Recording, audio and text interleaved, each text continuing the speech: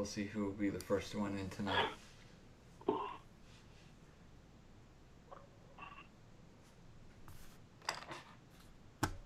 Big time again. Yeah.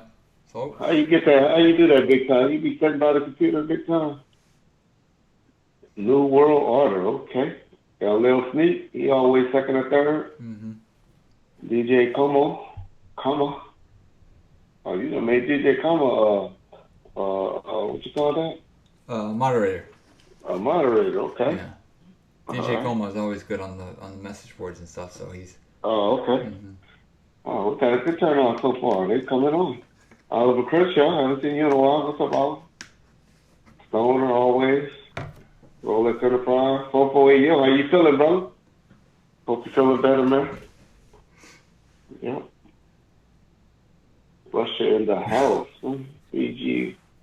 All right, John. Slow your board down if you can. Whatever you did to do that last time. Okay. What up, Nathan Kelly? DJ Alpha Shop. Yep. Oh, Dave Aaron. Dave Aaron was a good producer. Engineer. Yeah, good dude. Good engineer. He was mainly with Snoop. Mm. He pretty much was Snoop Dogg's engineer exclusively. But good dude. Pretty much all of them had their own people that they kind of worked with. I think Tommy D did some Tupac stuff. Mm-hmm. Ray Clifford did a little bit, but he mainly was an R&B engineer. Dave Aaron, he definitely was with Snoop in there because he can deal with that weed and that smoking. Yeah. Let's see, it was 6 of them. Let's see, Rick Clifford, Dave Aaron, Tommy D, that guy Pierre, Lance Pierre. Oh, yeah, he was Lance Pierre. But he wasn't an engineer. He was like a second. Mm. He had a few seconds. It wasn't first. Who else was some first? Well, 6 of them. Yeah. Oh, Keston Wright. You ever heard of Keston Wright? Yeah. Keston was right. Keston was mainly with Dre. But he stayed with Death Row at the end with the split. But Keston was mainly with Dre. Let's see, there's one more. I named 5 of them up. What's the other one? I remember, I could see his face. I just can't think of his name. He was a white guy, too. Yep, those were the engineers, the in-house engineers. Johnny Coop's in the house, okay. Kevin McClain as well, okay. Yeah. D. Will, what's up, my homeboy D. Will? What's up, D? Okay. Robert. All right. Mario Fernandez, how you doing, Mario? What's up? Okay, guys. So today we're gonna talk with Greg Kading a bit. I got a surprise guest for y'all. For those of y'all that are gonna jump in and out, y'all should hang on. It's gonna be an interesting one. I got a guy gonna come on at the beginning from Australia for our Australia people. That's gonna talk. Man, did y'all hear this tragedy that's going down in New Zealand right now? Mm-mm. We done had a mosque get shot up. Oh shit. So a bunch of casualties. Sorry about that. So any of you guys on the internet, keep us updated on what's going on in New Zealand. That's sad, especially for any of our people that's close or have any people over in New Zealand. Mm-hmm. What up, D Money? Yo. Yeah. Kayla. I always think of my daughter when I see Kayla's name. I didn't talk to that nigga today. He didn't call. I didn't talk to him about 2 or 3 days now. I think about it. What up, Death Row East? Jerome Bailey. John, a lot of people have been hitting me up about T-shirts. We only have about 3 or 4 left. We got any more? Yeah. I know you only had Hold on. Let me look. Hold on 1 second. Okay. Today is the 24th anniversary of Me Against the World. Okay. Thank you, Mariah Harris. I saw that somewhere else. Somebody put that on Instagram. Me Against the World. That was a good album. That had 3 or 4 classics on there, in my opinion. Dear Mama. Shit, I can't even think of them now. But it was 4 classics. Let me see. Let me think. I think of it. Tony Snow. You get James to holler at Big Cat. He's still trying to get to him. But to be honest now, but we're still working on it. He said he want to bump into him. He don't want to call him. So y'all see the Death Row East t-shirts? Yeah. That John got. A bunch of you have been hitting me up about it. John, you ran Patty Pacifico off for me because I promised her t-shirt and you never mailed it to her. Oh, shit. And she's been mad at me. I'll get her one. Yeah, I just found, I literally just found this box. It's 1, 2, 3, 4, 5. It's the last 5 ones that we have. And I found it in the closet like probably 3 days ago. What sizes are they? Let's see. You have Temptations? Thank you, Big D 21. Large. Large. Yeah, let's see. Big time. All right. Let's hit John up. John, tell him the email. You want him to hit him up so you can talk to him about the t-shirts. You can just, here, I'll type it out. That way it's easier. Let me see. I don't think there's no 2X's left. That's always. Yeah, it's just, it's 4 larges and 1 XL. Okay. Steven Marquez, what's up? Make sure you pay Patty one for me. I will. Yeah. So many's here. Oh, Golden Girl in the house. What's up, baby? How you doing? I haven't talked to you in a minute. I don't see her. Somebody said salute. Okay. Kayla said that's it. Oh, Sharita won one. Uh-oh. Okay. We gotta send Sharita one. Okay. All right, we'll get you one, Sharita.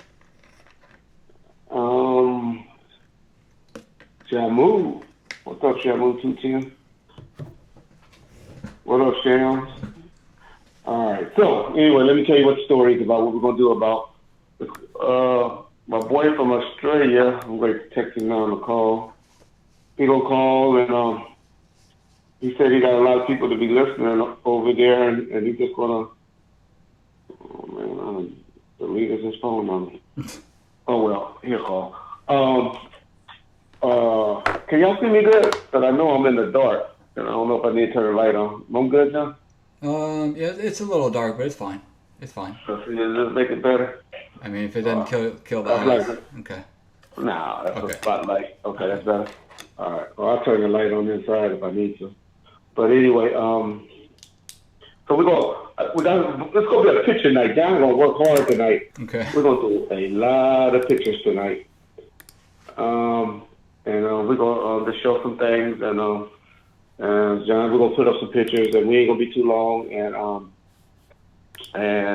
we're gonna do some edumacation, and we're just gonna show some pictures, and just to show how some things maybe can be misconstrued or misconcepted. Greg Katie's gonna come on for a little bit and talk. James might get mad because he's mad about a little things that have been said, especially by BG Knockout. So if he checks in on the board, y'all see him, let me know. And I'll have James call, and then we're going to have a mystery guest. Y'all going to be surprised on that one. But we got to tap that. We got to tap that. This faggot. Y'all know what faggot I'm talking about. We got to tell. Matter of fact, we're going I can't get into the bullshit yet. But, so we're going to do that. Matter of fact, let's go start it off. We're going to start off night while we're waiting for the guy from Australia to call from Nick. His name is Nick Nunn. When Nick called, we're going to do the trivia question right quick. I said I'm always going to try to do a trivia question. And so, John, first if you could put up the picture with Buntry and Big Shield. Okay. I just want everybody to know who Buntry is, because I've been saying I've been noticing a lot of people don't know who Buntry is. Didn't know how Buntry looked. And so we're going to put that picture up so y'all all know who Buntry is, because we've been talking about Buntry a lot lately. And a lot of people is calling Buntry Big Jake and hit me up. Hit me up and say, oh, is this Buntry or is this Big Jake? And so I just want everybody to know who Buntry is, because Buntry was, y'all knew him, y'all met him, y'all was like Buntry. Y'all got him out there as this big killer dude. None of the dudes was like that, really. They just know how to handle themselves if they ever went down like that. But I can't say any of them was the type hiding in bushes doing this or doing that, because it wasn't. It was just if things came towards us when we were out and about, they knew how to deal with it. They didn't mind dealing with it. And so when y'all was asking who had the best hands or who had that, it's hard to say because everybody had a different type of role. And everybody had a different role. So you got the picture of Buttrey up? Yeah. Yeah. Okay, cool. So that's Buttrey and Big Shug, y'all. So just so everybody know who Buttrey is.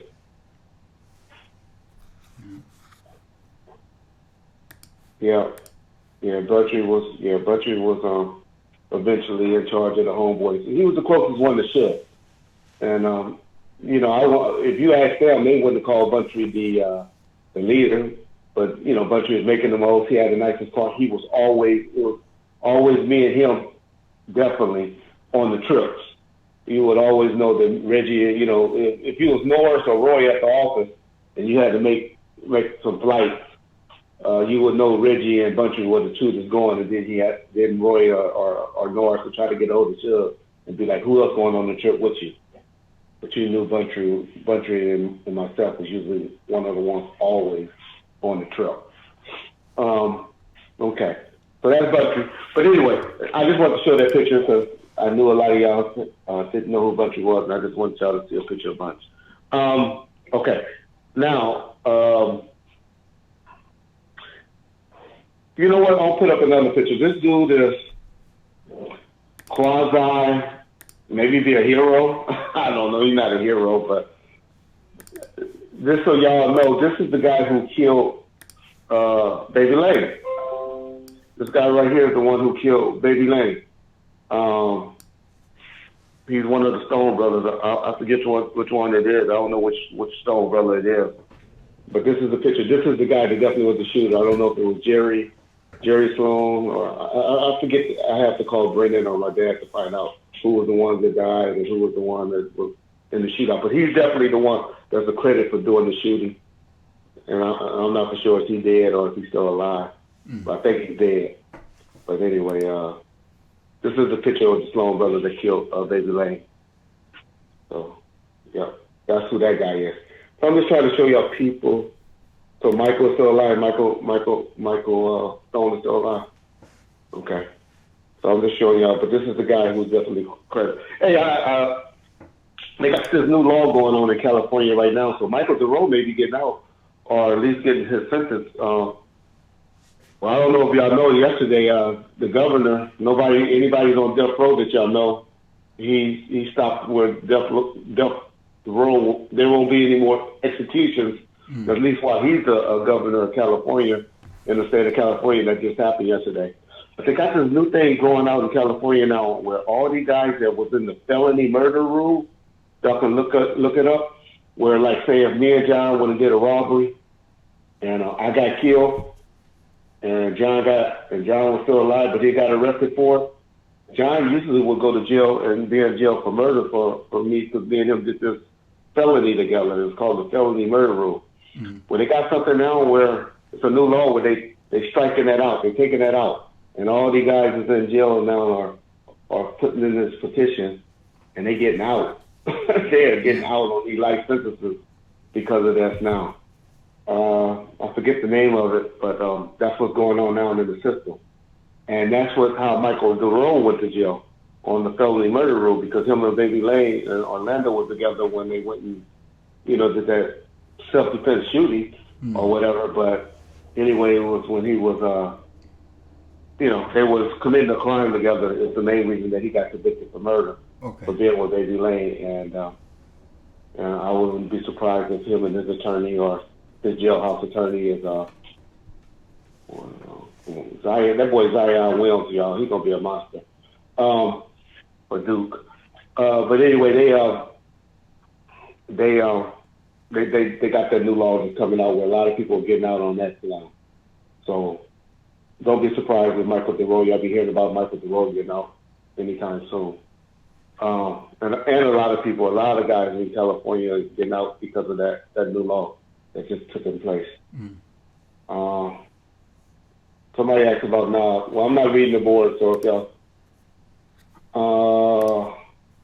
Well, the three murders was in the Michael, B dash would be, the Stones. It would be the Stones and then his boy Orlando, who is with the three. Yeah. Okay. Okay. So this is trivia question, and then we'll get into it. I thought my boy would call by now. If not, Greg Kading is supposed to be calling about 8:15, 8:30. So. Oh, there you go. Oh, this is Greg calling. So Greg's on the call first.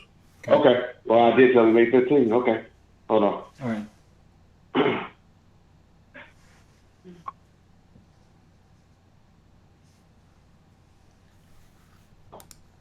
Hello?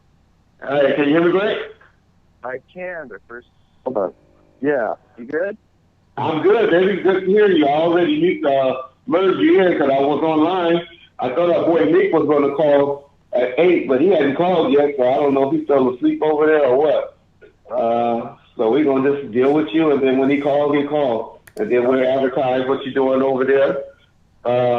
So they don't really know what you hear advertising because we was trying to set it up where he go and then you come on.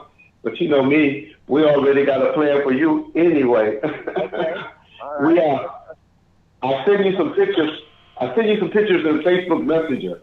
I don't know if you got them. I didn't text them to you, but I sent them into your Messenger. And so, if you get a chance to look at them, but you probably already know them because I know you know the stuff at the back of your hand. We've been doing a little series because, of course, it was the anniversary of Big's death on the 9th, about, I guess, 4 or 5 days ago. And Big Eugene Deal did a big show on it. And then we did a little recap. And the question that came up again a lot was about, of course, this picture issue.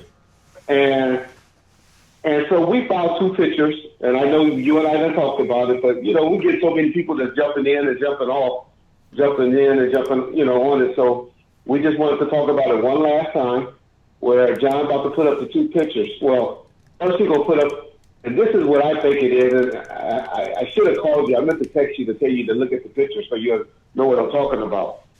But we have a picture of this guy that's walking behind Suge and Pac that looks familiar, looks similar to, well, I don't want to say it because I don't want to mess up the people on the board until John put them up. Mm-hmm. But in my opinion, looks like a younger version of Terry Phillips or Amir Muhammad.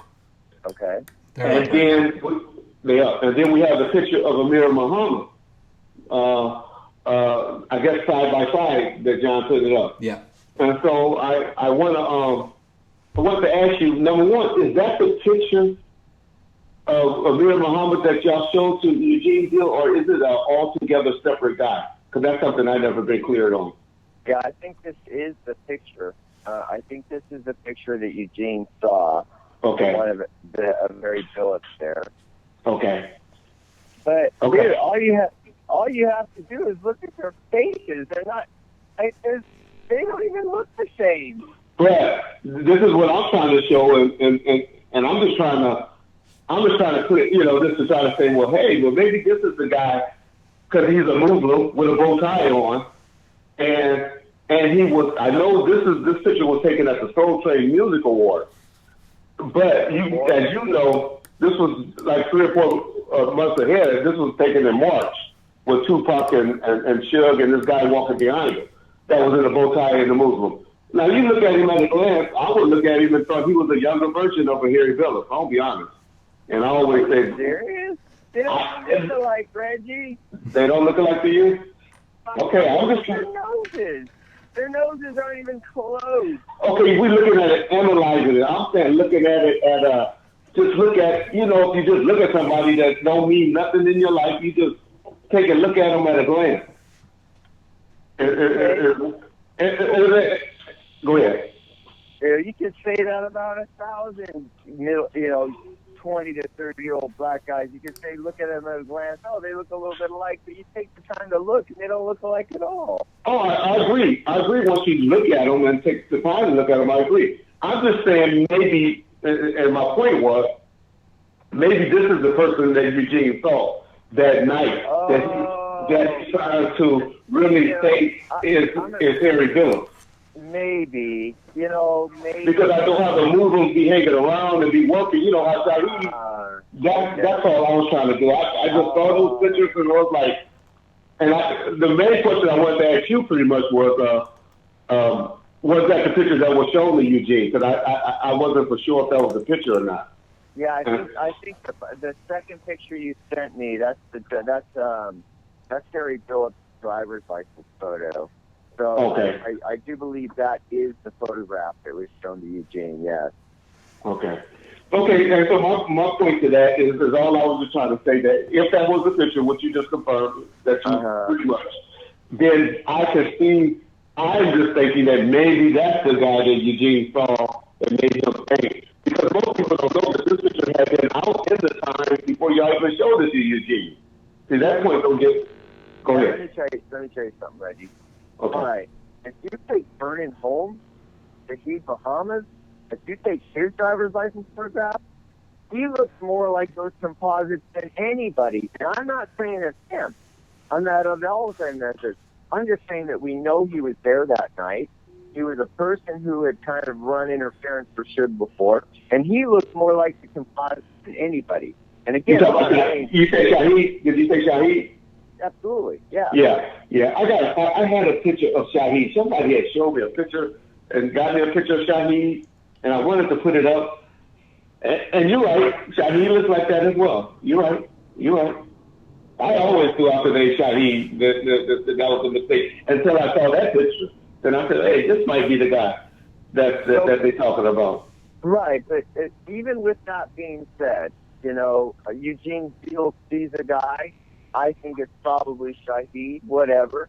It doesn't mean anything. All he sees is a guy. Oh, I broke that down on our last stream, Greg, where I pretty much said, okay, if they're out of the car, walking up to the car, how in the hell they going to get into the car, get back into a car, go and get in position to do a drive-by? This don't make any sense to me. Now, if he would have got on the phone and he said he called somebody, then that makes sense to me. But to say that he got in the car, drove, got in position, and then did a drive-by, that's just too much. Right. Yeah. Okay. Yeah. All right. Okay. Yeah, so that was that's just all I wanted to say. I wish I would have had got the picture of Shaheed now, because I didn't know that Shaheed was the one that you was believing is the one of him. Yeah.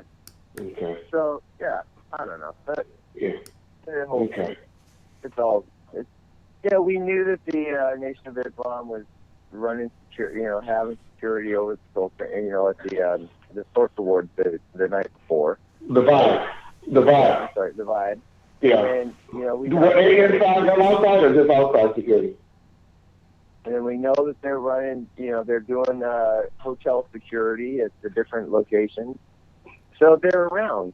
And it makes sense that they would be around, and that if there's some kind of little confrontation backstage with Eugene and Bad Boy and these guys, and Puffy has to step up and squash it, whatever happened, that's the story. It doesn't mean anything because, they're there where they're supposed to be. And so we can't, but I do know that, okay, so now you've got Little Cease or Gregory or, whoever saying, well, it looks like the guy in the car. Well, you really listen to their interviews.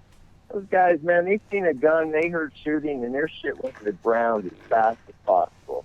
They weren't sticking their head out a window trying to figure out who was shooting at them, And so this whole idea of them getting a good description, and then Eugene Deal, who sees nothing of the shooting, right? Mm-hmm. Coming back and making some point that it was these Nation of Islam guys. Why? Because you had an issue with them earlier, and now all of a sudden you're incorporating that into the shooter. It's just not a case. Gotcha. Okay, somebody, I didn't see his name, but it's a negative person on set, and it only takes a few minutes to walk to the car. Yeah, but it's obvious you never been to a nightclub before, because traffic at a nightclub, when the fire department just closed it down, when the fire department just had to kick everybody out at the same time, and trying to get out of a nightclub, that's not no pretty picture. That's not no 2 or 3 minute walk. It takes a little bit to get out of there. Only reason Puff and them was able to get out. Go ahead. Are you live right now? Are you on your podcast? Yes, yes. Oh, okay. I thought we were just talking. All right. Yeah. Well, I'm sorry. I thought I told you it was live. I apologize. Hey, no worries. Okay. Yeah, I mean, the whole, I don't know. Eugene needs to, you just need to sit down for a minute and think, man. Well, I'm still under the opinion that once you two ever get on the phone, which he always, he say, I respectfully decline. He always say, when I was trying to get y'all both to talk, I'm still under the belief once y'all talk and really just talk and hear each other out, it's all going to be understand. It's going to be, because they got people out there that think, as soon as y'all saw the picture and he ID'd them, y'all immediately tore it up. I'm like, why would they tear it up? This picture was all in the LA Times for a year or two prior to that. Why would they tear the picture up? They, the big conspiracies. But, wait, what's, hey, Reggie, your audio is like, you sound okay, like let me, water, man. I'm on this. We're on this new stuff. We're doing Skype and all of this shit now. Okay. Let me put my phone better. Can you hear me better now? So why doesn't Eugene want to holler at me? He doesn't want to get on the phone with me?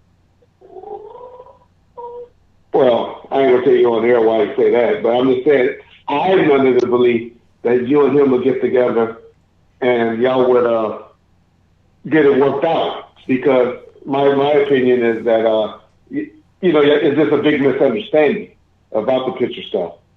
Yeah, it really is. But he's got to be honest. He's got to be real about. He's already made identifications. He can't press this Amir Mohammed thing because he's already undermined that. He's already picked out other people. We already know that he was in Terry Sanders' office in New Orleans going through the whole civil case, being shown a picture of Amir before this whole video with the Biggie and Tupac DVD came out. So the whole thing is it's just a big, it's not fair to represent that he has this positive ID of Amir Mohammed. That, he ought to be more sensitive to, black folks being falsely accused under these premises like Amir Mohammed, Harry Phillips is. You got to think twice about the fact that when you make those allegations, you better fucking know it absolutely and positively before you call somebody a murderer. And that's what I have an issue with. Amir Mohammed, Harry Phillips is absolutely, undeniably, positively fucking exonerated. His name doesn't belong in this case. Yeah. They keep pressing that. And that's irresponsible, and I have an issue with that. And so I think he ought to talk to me about that, whether it's publicly or privately, and deal with that, because it's just not the right thing to be doing. I agree. Trust me, I totally agree about how your name gets mixed up into something. Especially me. I was a little bit of a player in it because I was around it. But this man has been in his home in San Diego, and when you hear the Psycho Mike tapes and how all of that stuff went down, and we blame Eugene for the reason, but Phil Carson messes it up too. With his bullshit about going out there to the house and not really telling how this dude, not telling the truth, how he didn't really know this man from Adam. It's just like somebody knocking on my door, and then people don't even know that he called the police and said, "Hey, this guy keep coming to my house," The dude was hiding in the bushes outside his door. He's looking through his window, and Michael Robinson is literally hiding in the bushes. And he calls the police because he's got this weird guy who's knocking on his door, acting like he belongs there. And so Amir Mohammed calls the police and says, "This motherfucker's outside my house. Send somebody." Well, they don't realize that dude hiding in the bushes is working for the FBI who's parked down the street trying to put this thing together. And so that, it's just such a ridiculous situation. Well, finally, when the police get out there, they meet with the FBI and they're like, "They don't know what y'all got going on here, but you all need to figure this out." And of course, Michael Robinson was just putting a fight on the whole FBI because he needed some love as a state. Yeah.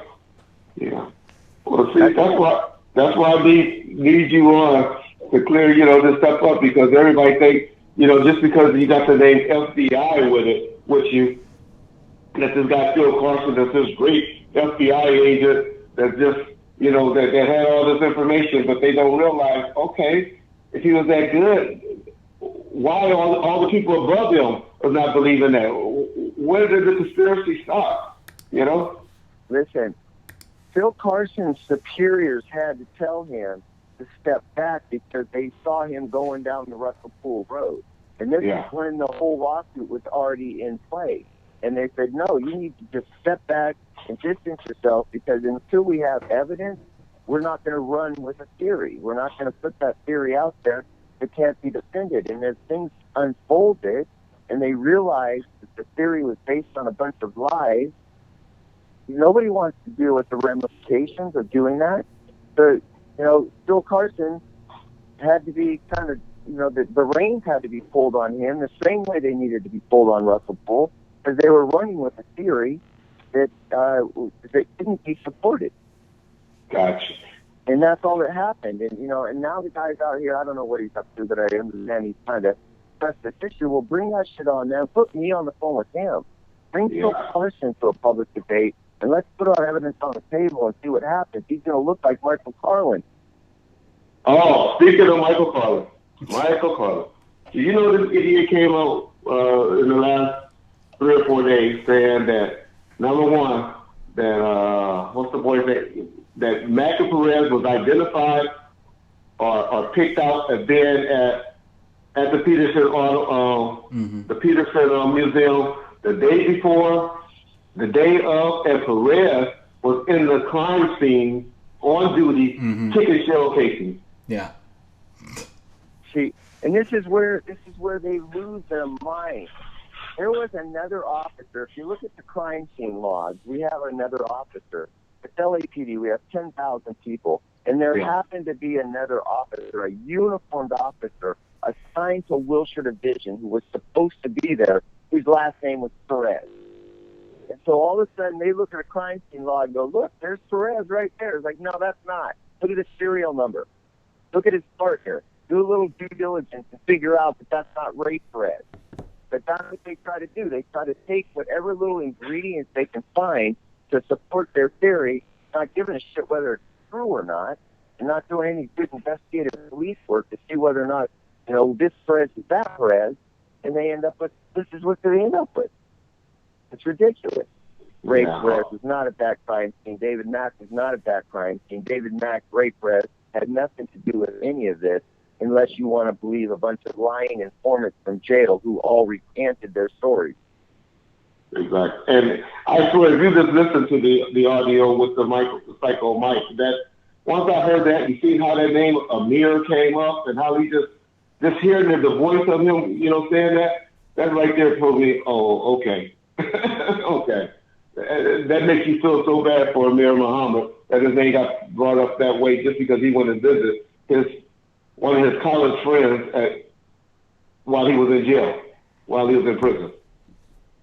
The whole thing, man, it was just a really irresponsible way to publicize that whole theory. I mean, I understand why you need to look into it. I get that. I understand that you have to look at these circumstantial situations and validate whether they're true or not. But to go out and publicly make accusations with nothing more than these weird circumstantial events that take place in all of our lives, actually, it's ridiculous. Everybody owes him an answer. I've been trying to get at that guy forever, just to let him know that as far as I'm concerned, we all owe him an apology. You talking here he goes, Amir Muhammad. Absolutely. I mean, he's only guilty by association because he befriended a crooked cop. He was actually David Mack's wife's friend more than he was David Mack. So when David Mack went to prison and needed somebody to help look after his family, his wife, and his kids, he turned to a guy that he knew was close with his wife, he knew could trust, he knew could look after things. I put that into all of our real lives. That's all it is. Harry Billis was guilty by association because David Mack was a dirty cop who asked him to help out with his family situation. That's all that was. Yeah. Okay. Let me look at the board and see what people's talking about. Somebody said, why have the surveillance pictures of that night, but no answers? why, man, English is your second language. Why have the surveillance pictures of that night but no answers? Okay, Robert Torres, I don't know what you're talking about. But let me ask you this. Maybe this is what he's trying to say. Did he say, number one, did we ever find any surveillance pictures around there, around the museum? Are you talking about at the Peterson? Yes. Yeah, at the Peterson, there was some surveillance across the street, didn't capture anything.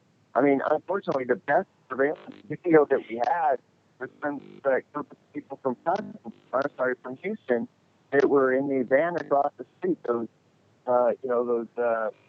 Those fans that, we've all seen that video, of course. That's the best video we have, and it's a city video. And that's what there was. There's no surveillance video from law enforcement, at least from that night. We did have some surveillance video of Biggie going to the mall and stuff when they were being followed by the East Coast Task Force. But from that night, very grainy video footage from inside the garage, very grainy video footage from inside the Peterson. You had some actual legitimate photographers that were in there taking, celebrity shots. We collected everything that we could possibly collect, and it's all out there. There's nothing else to see. Yeah. Hey, let me ask you this: why were you and my father at the MGM that night together? Say again, Rex? Why were you and Reggie Sr. at the MGM that night together? Oh man, we've been planning that for our whole. I mean, ever since I was in high school, and I hooked up with your dad, and we decided that we were going to kill all rappers. I mean, come on. What was it? 1996. I'm trying to think. I was on a federal task force, working the 40th Crim, the 45th, 45th, 55th, and I'm doing a bank robbery detail. So far removed from any of this. I had no idea of Biggie and Tupac and everything that's going on in their lives. I mean, I'm so removed doing what I'm assigned to do. And the idea about me, getting a Las Vegas Metro uniform and driving a bicycle and riding up and down the strip. Literally, Michael Carlin has to be one of the most delusional conspiracy theorists that I've ever heard of in my life. Yeah, I agree. I seen something else crazy. I wanted to ask you. I don't miss all these crazy folks. Oh, what's up? What's up? We don't have anything against you, Gene Deal. We just trying to prove or say that the person that he's identified as saying is the person. We just believe he's mistaken, and our point is Harry Bill or Amir Muhammad is not the person who that he saw. We're not saying that he didn't see a Muslim with a bow tie. We just saying it's not the person that he's saying. We don't know what he saw. Yeah. Yeah, absolutely. I'm not questioning that whatsoever. I think he was being straight about that.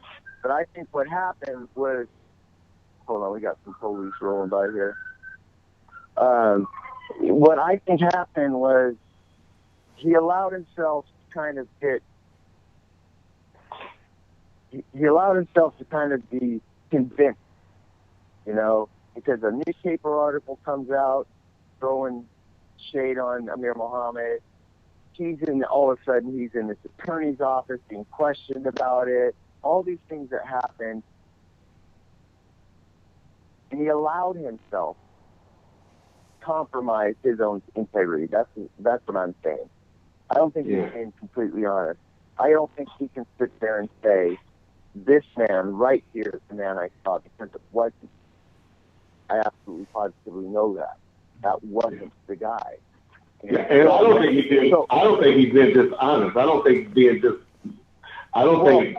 I think he's just making a mistake. That's what I think. Exactly. But what happened, and I'll tell you, Reggie, when I talked to Eugene Gill and we had a conversation about this, and he told me directly, he said, Greg, listen, I misspoke. I didn't mean to say this is the guy. I meant to say this looks like the guy. Well, those things are altogether different, aren't they? To say this guy looks similar to the guy I saw, is different from saying, this is actually the guy I saw. And so that's where I think he needs to step up and be honest and say, you know what, yeah, that's what I am. Yeah, excuse me. Hey, Jerome, baby. Nobody talked to me. Only my wife talked to me like that about ask the damn question, all that bullshit. So don't talk to me like that, homie. But number two, if you would have been in here earlier and on time, we talked about the guy with the move. That was the first thing we talked about. So just because you came on the board late, don't come over here all over the board talking shit, all right, homie? Because we talked about that. We showed the picture. We brought the picture up. And we already talked about that. I think he's saying that there's a picture that exists with Puffy in the Muslim guy or something. From what I haven't seen it, but that's what he's acting like he's saying. Oh, you know what? I think there is. That seems to kind of stick in my mind too. I think there is a picture like that with Puffy and a Nation guy. Okay, I've never seen it, so I don't know what the hell he's talking Yeah, about. I think.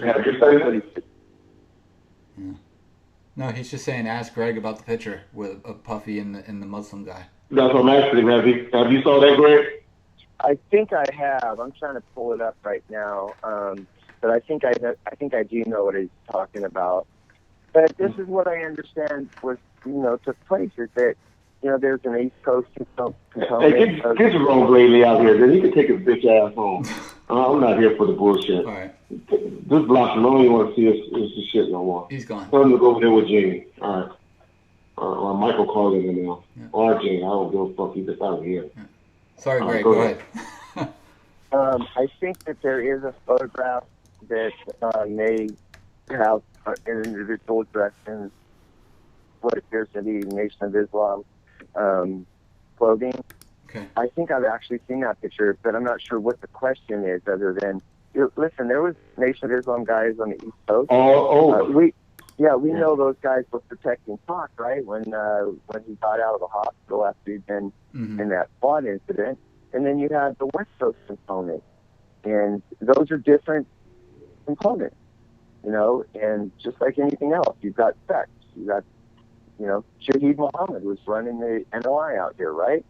And then you've got whatever happens over there at the Vibe at the night before the Peterson, that little confrontation, and Puffy evidently has enough of a connection with them to step in and squash it.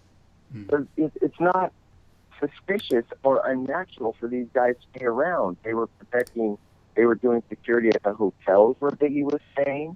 But we know that Suge had a connection with Shaheed. So the whole thing with Nation of Islam is like that's kind of what their role was. They would. I told people of the incident before I knew all of this was an issue about with us at the Soul Train Music Awards with the Muslims and stuff like that. And so the Muslims and Shaheed and this dude named Oliver Johnson. They call him Brother X or something like that. They ran most of the security clubs out here, most of the clubs out here. So to see Muslims around, that you will see them. They're gonna be around. They were at all the events pretty much. So we're not trying to deny that Muslims goes around. Somebody said that they saw a picture with Harry Phillips, and I would love to see that, and Tony Muhammad. Tony Muhammad was like the captain out here that was the minister. That means the one that did most of the talking. So you had Shaheed in them who kind of like ran the streets and the security. Then you had the minister who was Tony Muhammad at the time. He was like the like Malcolm used to be. If y'all know anything about Malcolm X, when he was like the talker, the one that goes and do all the preaching. You would never see Shaheed standing up in a mosque preaching or anything like that. But that's who Tony Muhammad is. And so that's we can see that. If you've got a picture of that, I'd like to see that because then that will show that Harry Phillips had a connection with the Muslims. We're just trying to say we don't think. Listen, you can Google. I just Googled it. Look, I'm looking at Snoop Dogg with Farrakhan. Does that mean somehow Snoop Dogg? You know what I'm saying? You can't just draw these. Because people have these connections doesn't mean that there's some nefarious component to it. So. I think I'm seeing the photograph that he's talking about with Puff and Big and a guy in the background. Yeah, that may That may not be actually what he's referring to, but I don't know. What's the point of the question? I have no idea. He just asked Yeah, us we don't about either. it. Yeah. So anyway, that's what. Okay, let's see. It's been 22 years and never a single connection of Amir Muhammad or David Mack to Reggie. Yeah, I know, but I'm lying about that. Yeah, David Mack and Amir Muhammad, not Amir Muhammad, and Rafael Perez was over my house yesterday. Did that make y'all feel better? We all had a big old picnic and a big old barbecue together yesterday. Did that make y'all feel better? I done told y'all every time, I've never met these men. These men have never mentioned my name. I'm sure they have been questioned about that on numerous times. I've never met them. But if y'all want to believe that they know me, then okay. What does that have to do with anything still? Right. So, I just pulled up a picture of Will Smith with Tony Muhammad. Mm-hmm. So, so what? Now everybody's involved? Because these people have a connect. It's just these individuals are have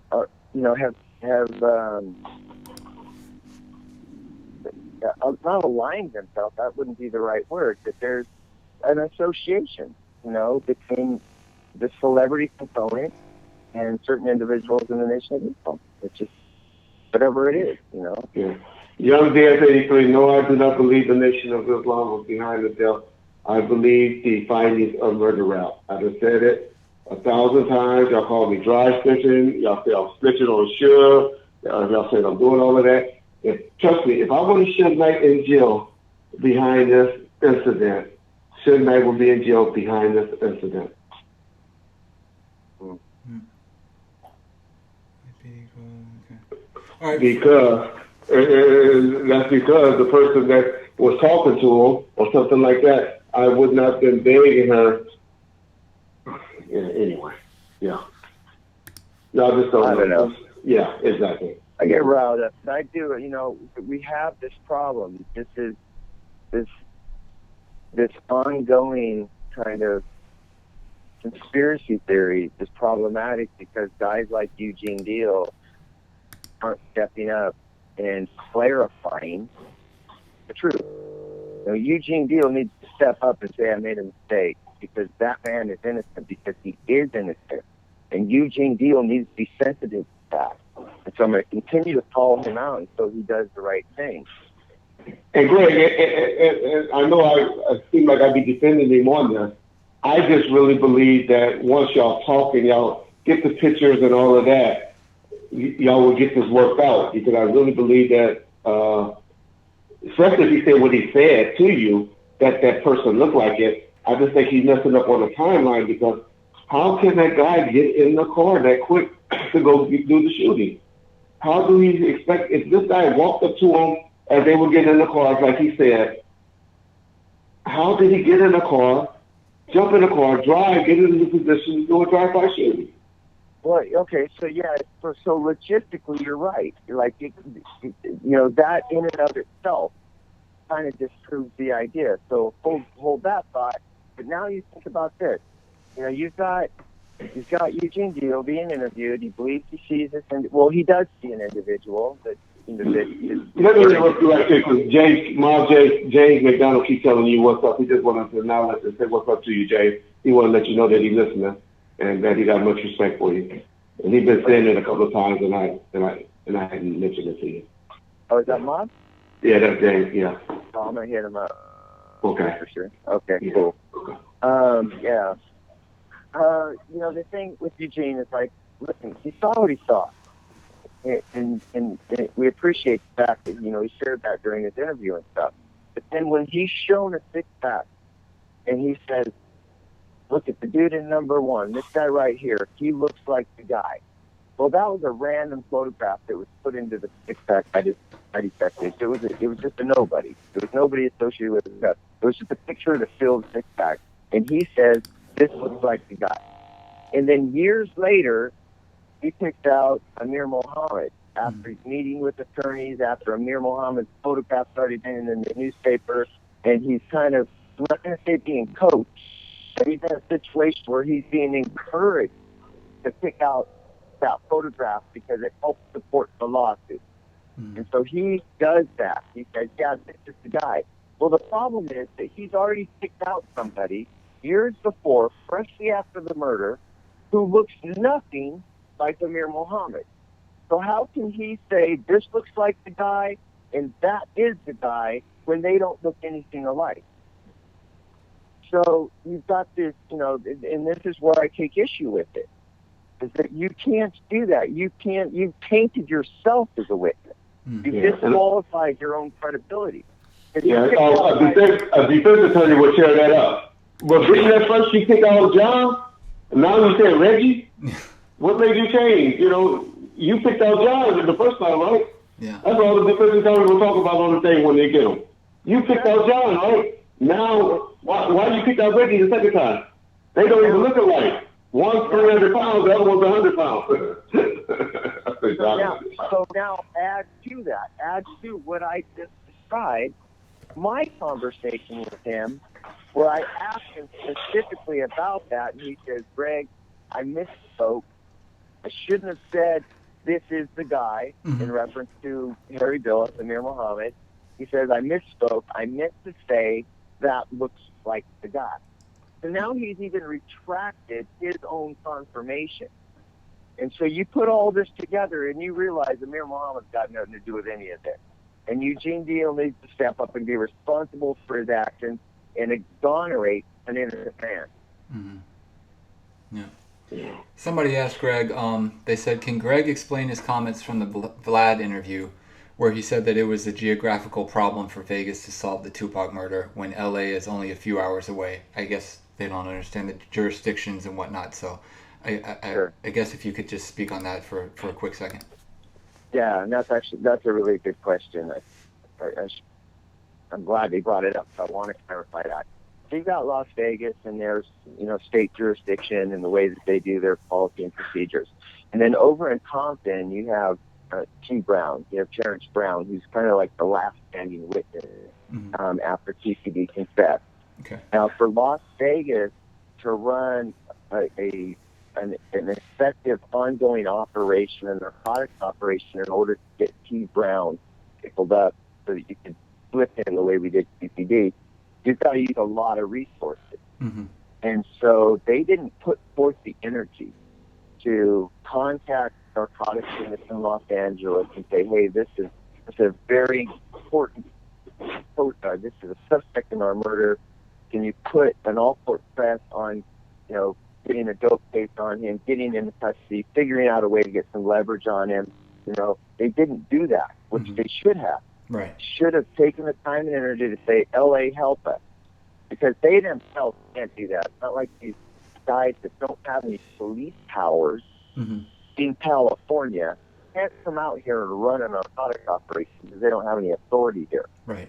They have, if they had a police authority, they don't have California police authority. So that's what I meant, that geographically they were challenged. Gotcha. Okay.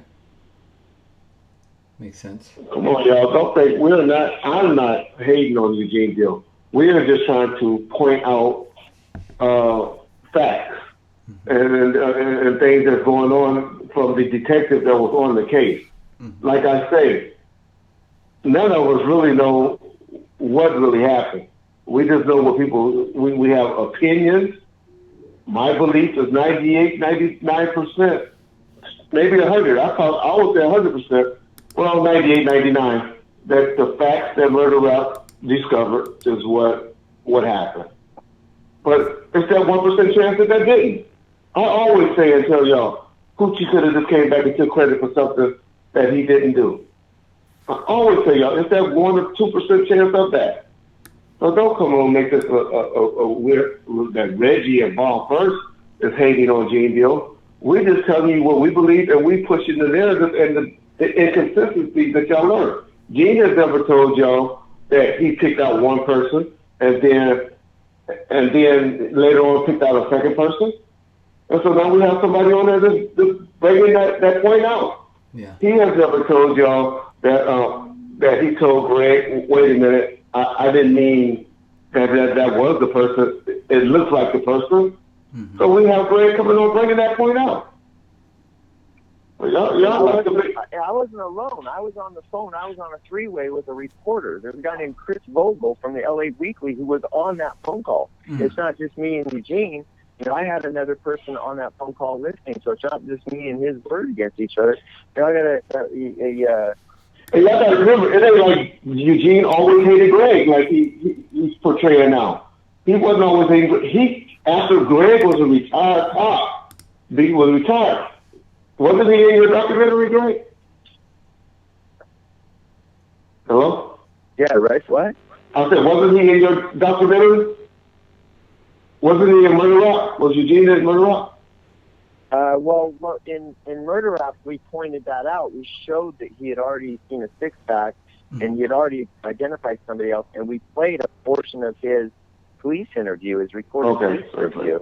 So he was in it like that, yeah. Okay. So I don't have a problem with the man as a person, For sure. Respect him. I'm just saying that I have to call him out because this is an important case. The truth matters. People want to know, and so I have to call him out because he's created a diversion from the truth. Yeah. Somebody asked. Somebody asked Greg. Let me see if I can find it. I have no idea what he's talking about. But he said something like, "Do you have audio of Teresa Swan talking to Suge about the Poochie thing?" I don't know what they're referring to. You're right. I know what they're talking about, and Okay. no, I don't. I had already retired. I was off the job when that took place. I'm sorry, I wasn't off the job. I was off the task force. Gotcha. I was no longer directly involved in the investigation. However, investigators that continued to try to pursue that did put a wire on Teresa Swan and had her meet with Suge. And there is an audio recording, but I have never been given it. I only know what's on it through sources in law enforcement. Okay. Gotcha. And I done told y'all what was said on there. I told y'all. Well, I believe I know it was. I've never heard it, but I trust the person who's telling me what was on it. No, I'm talking to the boy. I done told him that Suge said, he pointed, what I said he did, he pointed and he said, me, you, and pointed to the sky. So he's on tour. Making reference to a dead guy, obviously. Yeah. The only people that know about this is you, Teresa, me, Suge, and he's on tour pointing to it. Exactly. That's what I understand. Yeah. So that's the best I can do with that. I've never heard it. I don't have it, but I absolutely positively believe it exists, and it's in the FBI's informant file. Okay. Yep. Okay. Byron. Okay. Let's see. Okay. Let's see. Josh. Okay. Yeah, I'm not seeing anything that's of relevance that people are asking. Oh. Do you see something, Yeah. Reggie? Yeah. This is a good question, Greg. Well, it's not. Well, they just want to know was the Impala green or black? Or do they know? Sorry? Was the Impala green or black? Oh, the best witnesses were positive it was green. Little Cease was in the best. Little Cease was closer than anybody. He saw it under the most direct light, and he was adamant. Little Cease says it was green. No doubt about it. I'm positive. Other people said aqua blue. Other people. So there were these. But there was a bus driver looking in his rear view mirror as the car was going away, and he goes, "It looked like a black Impala as it sped down the street in the dark." And then somebody else, there was another mirror that said it looked like a black Impala. So you take this dark-colored car under various lighting, and a dark red car can look black, a dark blue car can look black. Right. So it's we believe it was green. As a matter of fact, Russell Poole was so convinced it was green that when he published the wanted flyer for the vehicle, he put green vehicle, not black. Okay. What color was the car that y'all recovered or someone recovered in TPD's backyard? TPD's was black. but it had custom rims, and we didn't get that from any witnesses. Nobody said that it looked like it had low-profile tires or, so TCB's is black. We do know it belongs to a guy named Parker, as the last name. Parker had actually bought the car because TCB didn't have credit. TCB failed to make payments on it, so there was a repossession on the car. The finance company was trying to repo it. Right. And they kept going to Parker's house, and they where's the car? And that's why TCD hid it in the backyard because he knew repo guys were looking for it. Gotcha. It was in his name, but TCD was the actual owner and stopped making payments on it. Okay. So he fucked over his buddy Pastor Parker, who agreed to put in a car in his name. Okay. Okay, and then the one that they stored that I turned over to them, it was burgundy. Burgundy. It was a special paint job on it that looked like a wine burgundy color. Mm. Yeah, the only burgundy car that was ever associated with this was Shug's, which was found in the storage unit that you know about, Reg. Yeah, well, it was found, and they got tricked my ass to have it delivered at the office. Well, there was never anybody that even perceived the car as being burgundy on the night of the shooting. Mm. But we do know that Shug had his own burgundy Impala. And what color was the one that Poochie had? Did we ever find that out? Only through Tammy. Tammy said it looked freshly painted. We understood when Poochie got it, it was a special color called what they call it, gray-green. If you go, do Google the custom colors for the 1996, 1997 Impalas, and you'll see there's a custom gray-green color, and that's the one we think it was. Okay.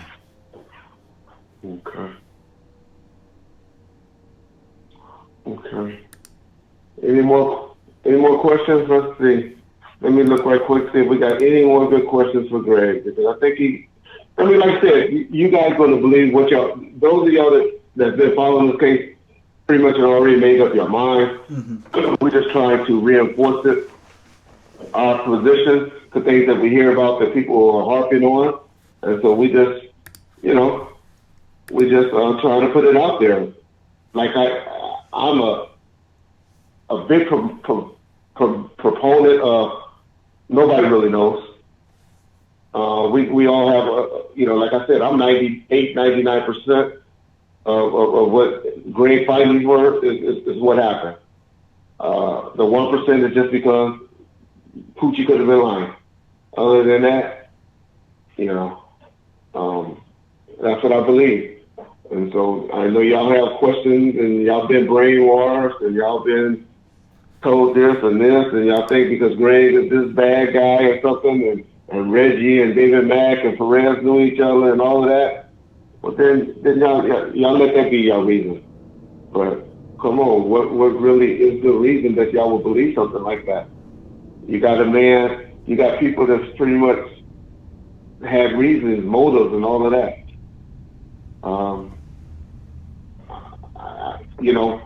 It's just, I understand why some of y'all would have believed it was Southside. I'll be honest. Prior to Greg's investigation, if you would have asked me, I'm sure when Greg and them came to me and was talking to me about it, I probably put it all at the feet of Southside. I thought they were the ones involved. So I understand. And we treated that theory as if that theory is true. I mean, we went full force on the possibility of Southside being involved in Biggie, for the unpaid debt for Tupac. So, we went at that, and we just got a single piece of tangible evidence supported that. Aside from CCD having a black Impala, which we know wasn't there that night, it was at home under a cover. There's when we got TCD in, the first thing we said was, listen, if you want to deal with us, you're going to have to be honest. And the first thing we want to ask you about is Biggie. And, and he said that wasn't us. And there was nothing compelling or convincing to indicate that it was, other than theory. And then, of course, we stumble onto Teresa, and she gives us the whole Poochie story, which falls into line, and then we can support that. We find those meetings at the jail with her and David Kenner. We find, this several people knowing about this movement of money. And then all of a sudden, and then you look at guys like Mob James. If Poochie wasn't the guy, do you think, I don't know, you tell me, wouldn't Mob James be going, nah, definitely wasn't him? He ain't talking about it, is it? Mob would be a person who would know, don't you think? Know what? Well, I mean, if Poochie had nothing to do with the murder, and you've got a small community of people, even though they're the George Williams and the Poochies and the people from that clique, they're all going to know who did what to a certain degree, just like everybody knew Orlando killed Tupac in Southside. Right? Yeah. Now, don't you think that if Poochie wasn't the guy, Mob would have said, "Hey, Greg, I think you got that wrong." Yeah. But we don't put, and that's why I don't ask them questions like that, because I don't like putting them in that position. And I agree, and I don't disagree. I'm not asking him that Poochie was the guy, but if he wasn't, he would say you're wrong. Yeah, I agree. Oh, put it this way, and I didn't know this story before for those of y'all that's new to the game.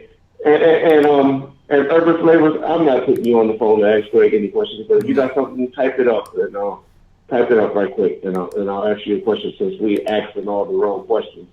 But type it up. But I told people this. Ryder Reed called me when he was trying to get at Shiv and offered me, y'all know who that is, Lil Rob. He offered me $50,000 to just tell him where Shiv was living at and where he was staying at. I said, Rich, I got $50,000. And he goes, nigga, I'm not mad at that nigga like that. I'm not, what y'all talking about? Me and that nigga ain't that mad at each other. And he goes, well, he hired Poochie to get at you, to do that to you. And he said, Poochie his hitman. He said, he's his man because you, talking about me, you hired Poochie to kill Biggie. Right? So my point, is, this is the shit that was on the streets. This is what this believes. This is Roger Reed, who y'all want to believe some of the stuff he's saying and writing from the letters and writing Kevin Hackey or whoever he's supposed to wrote. This is the shit that he was saying. And he wasn't saying it like trying to egg the on. He's trying to really get that show after he had did whatever he did to Buntry. This is how serious this shit was. Yeah. Which brings an interesting thing up. This hasn't been discussed much, even though it's really interesting to me. Unfortunately, I was never able to be in a position to really track it down. But, this guy out in, I think it was Illinois or whatever, that was Clayton Hill, who's a federal inmate. He wrote a book, and he talked about a guy coming from L.A. on a Greyhound bus and deliver a gun. And it's a really interesting aspect of the story, if it's true, if he's telling the truth. He caught up with some guy on a bus that was sent out and to deliver a gun and claimed he had killed Biggie. For any of you guys, look up Clayton Hill's story on that thing. It's kind of interesting. And it goes in line, by the way. It's interesting. It kind of corresponds or corroborates what Teresa Swan was saying when she said she met with Biggie and paid him, and he said, I got to get some more money. I got to get out of town. And now you have a guy saying, hey, I received this guy who was trying to get out of town. So he just offed Biggie. So I just throw that out there because it's just another piece of information that people might be interested in looking into.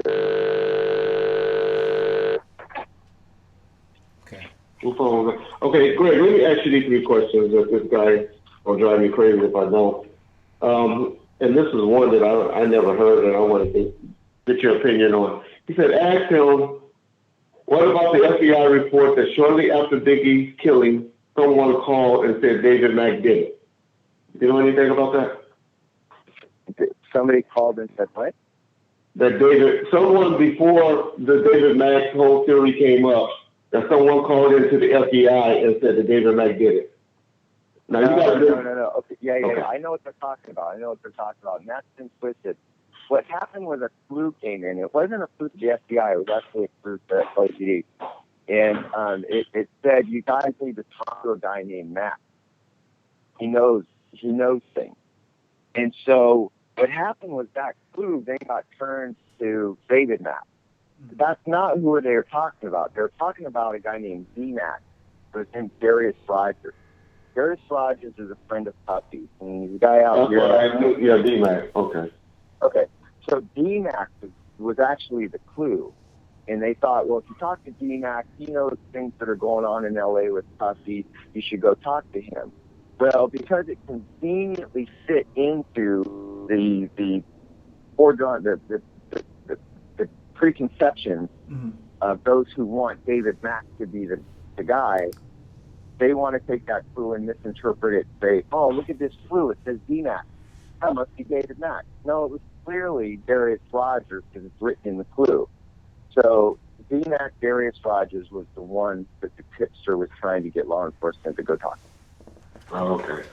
All right. And then his second question is, he want to know, okay, and I know you done explained this 100 times, but if you can just explain them about this gecko gun, because they think it was only one distributor. This is explained about the gecko, because I explained it the last stream, and he still want to be convinced about this, about the geckos, and there's only one person that sells geckos, and that's the only person that's going to make money off the geckos in the whole United States of America. But if you can explain about geckos, the ammunition. So all you have to do is understand the difference between wholesale and retail. So this gecko ammunition, which is imported, but it's only imported to 2 wholesalers in the country, one on the East Coast, one on the West Coast. So it's rare in the sense that it only comes to 2 wholesalers. But once those wholesalers get it, they sell it to a whole bunch of retailers. And so if you said, well, it's pretty rare because, there's only 2 wholesalers in the country that get this ammo, you would be right. It's rare in that sense. But the reality is those wholesalers then sell it to dozens and dozens and dozens of retailers.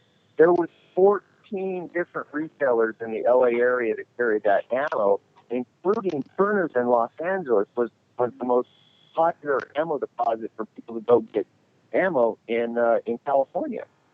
So, if you can think about it in those terms, you realize it wasn't rare at all. You could go to a variety of different places in the South, in the Southern California area and get the ammo, even in LA. Okay, thank you. All right.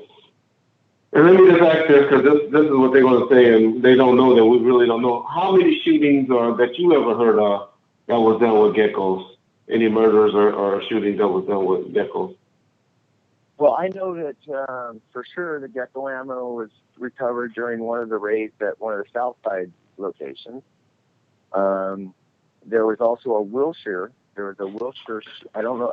I don't think it was a homicide. I think it was just an ADW, a Wilshire division incident where ammo was recovered around the time of the shooting.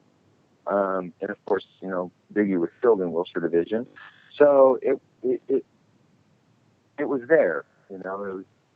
Okay. It wasn't prevalent. It wasn't. Was that the gun that was supposed? Was that the bullet that was supposed to? The cop killer, the one that they were supposed to penetrate a bulletproof vest?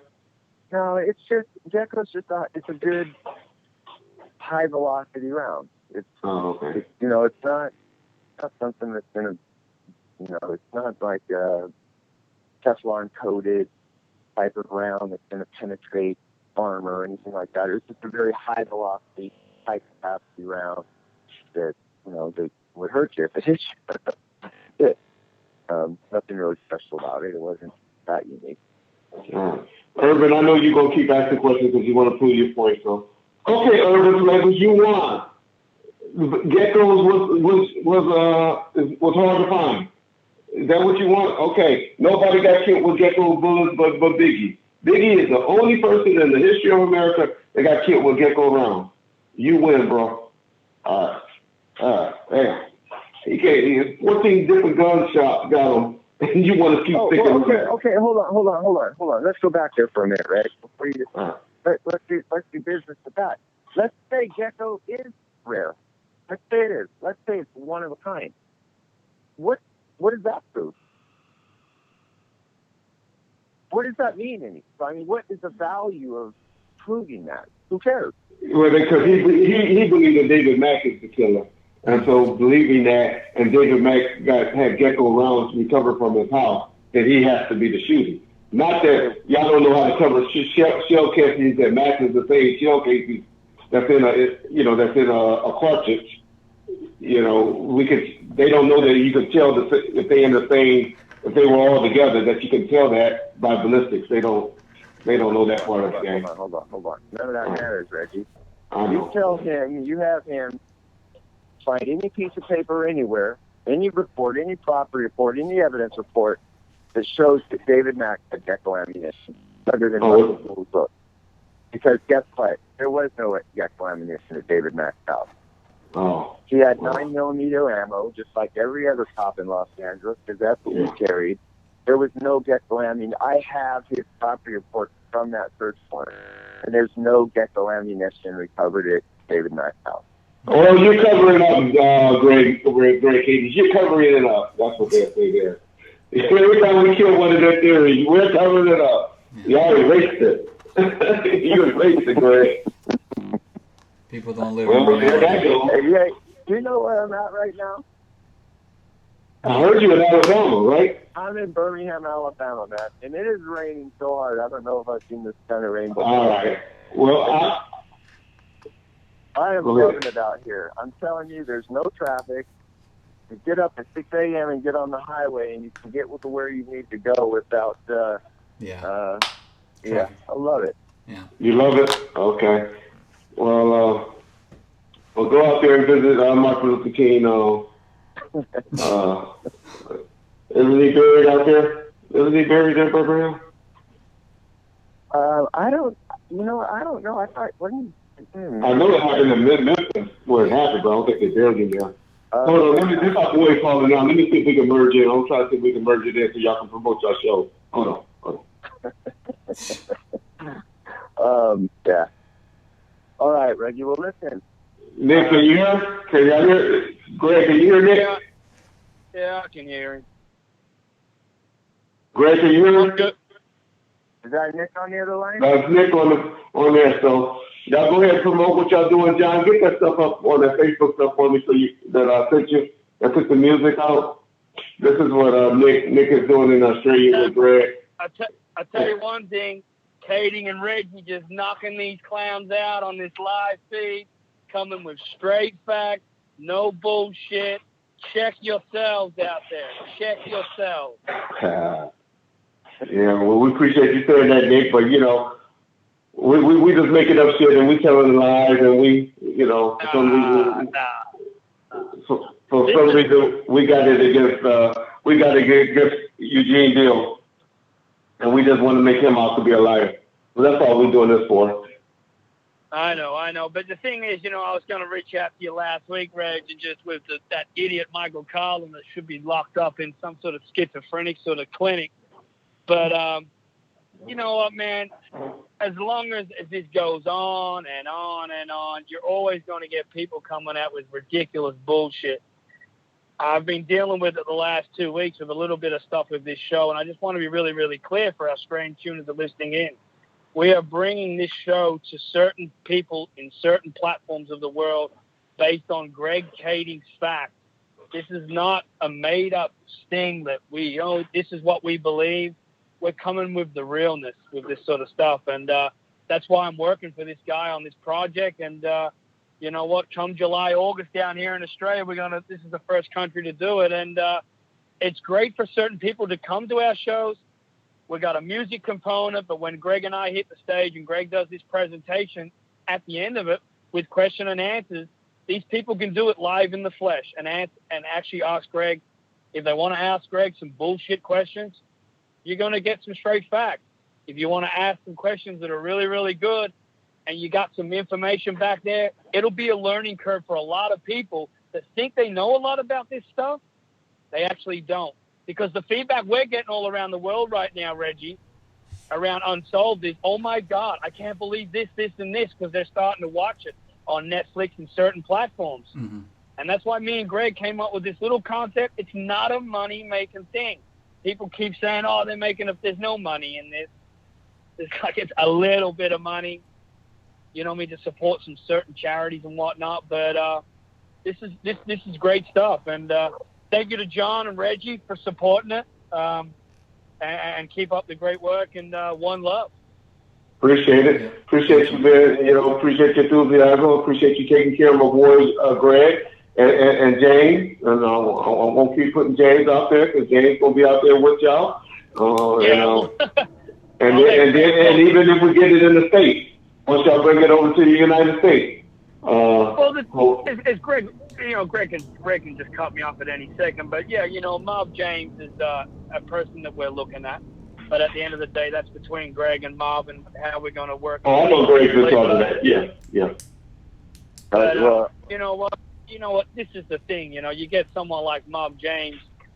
God damn, you know, and I got a lot of reach out for some PR people here in Australia and Asia that was like, Greg Kading and Mob James Vlad TV is better. And this is not dissing Vlad. You know, I know we've had some other people on Vlad TV, but Kading's Vlad TV and Mob James Vlad TV was incredible. It was a learning curve. It was sincere. It was heartfelt. And it adds up. There's no bullshit. There's no theories. There's no conspiracy. Yeah. Nobody can check Mob James. I want to make one thing really, really quick to everybody out there that's listening on this channel. You can't tell Mob James what he went through between 1992 and 99. You weren't in that situation. When Greg Kading's spoken about certain things, like Greg said before, has Mob James checked Greg Kading? No, he hasn't. Because Mob James knows what went down in Las Vegas and knows what went down in Los Angeles. So he's a person, before I even look at this show and how I'm going to produce this with Greg, with Mob James, number one. We're going to work with Mob James. If we, you know, pending you April the 19th, Reggie, and, you know, we're praying for you, with what you go through and what you believe in, you're another person as well. I don't want to deal with anyone that talks bullshit about theories and this and that. R.J. Bonds, the Michael Collins of the world, you know, schizophrenic Mike theories, Jesse Surratt. I know where all those motherfuckers have come from, and I've checked a lot of them. And that's why, you know, you can set up your little channels and your fake Instagrammers and, you know, call me Kading's boy. Well, yeah, I am Kading's boy, because I respect Kading, because Kading's done more for this case in 21 years than anyone ever did. And there's no disrespect to Russell Poole. Kading achieved more in 12 months than Russell Poole did in 10 years. I agree. That's fact. That's straight fact. And that's like... You know, the bad thing about Russell Poole, the bad thing about and everything, him and Greg they came with the same conclusion. They just went about it the wrong way. I always said that. The number one suspect was still the same suspect, though. And other people that try to push Russell Poole, they come up with different suspects. But in the Biggie murder, everybody forget who Russell Poole's main suspect was. The thing is, I've always said this. There's different levels. Go ahead, Greg. What you about to say, Greg? Well, all I was going to say is that you know, for people in remembering Russell Poole, ought to have one thing on the front of their mind, in respect, in memory of Russell Poole. If it had not been for the irony of it, but had he not, you know, that case is going cold. Had he not promoted a theory that led to a lawsuit, that led to a task force, that led to a group of people getting together to find the truth, we wouldn't be here today. And those would be cold cases still, in the sense that we'd still be struggling with answers. So in a way, we have to credit Russell Poole for being wrong, because that was the impetus for getting it right. Yeah. Correct. Yeah, and all I'm saying is at the end of the day, at the end of the top of the board, or the bottom of the board, however you look at it, the person that he has as a suspect turns out to be, I think you and him came up with the finding. That went around a different path. If you look at it, he went through the police department, and then you went through the streets. Well, And, in regards to Biggie, yeah, we end up with Suge Knight at the end of the day. Both of us end up with Suge Knight. However, that began to change for Russell. Right before he died, Right. he was taking a new approach to that. But I think that was on the pop stuff because he saw that the money was in pop, and so I think he was starting to really push the pop stuff. Right. Yeah. But he had also thought that he thought that Me and Sharika, but that was about pop. It wasn't about Biggie. He was on the pop stuff. Yeah. Right.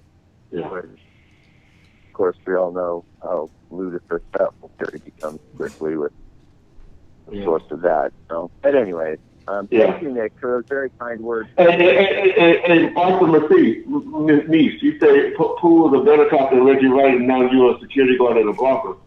Yeah, that's all true. But I ain't never in my motherfucking life lived in a garage. How you like that? Never in my life. Never lived in a garage. Exactly. All right. Well, I appreciate both you guys. Thank you, Greg. Thank you for taking the time, man, on your trip. Apologize to the wife if you're out there with her, for letting you get away and break away with us. We appreciate it, man. Yeah. All right. Hey, if anybody is listening from Australia, come check us out, man. We're gonna have a good time. Yeah. And what is that exact date again? Do y'all have a date yet, Nick? Yeah, we got the dates. We're still a while away.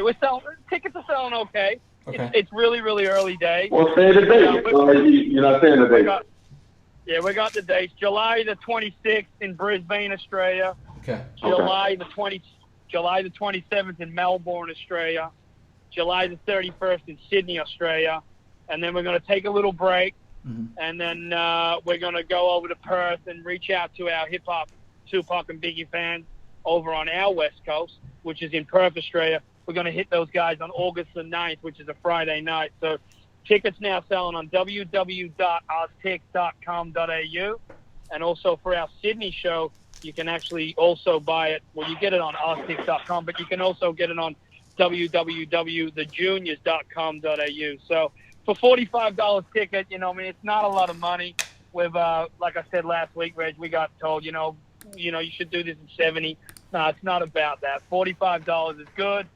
And as I was saying to my guys yesterday, this is just not, and this is no offense to Greg.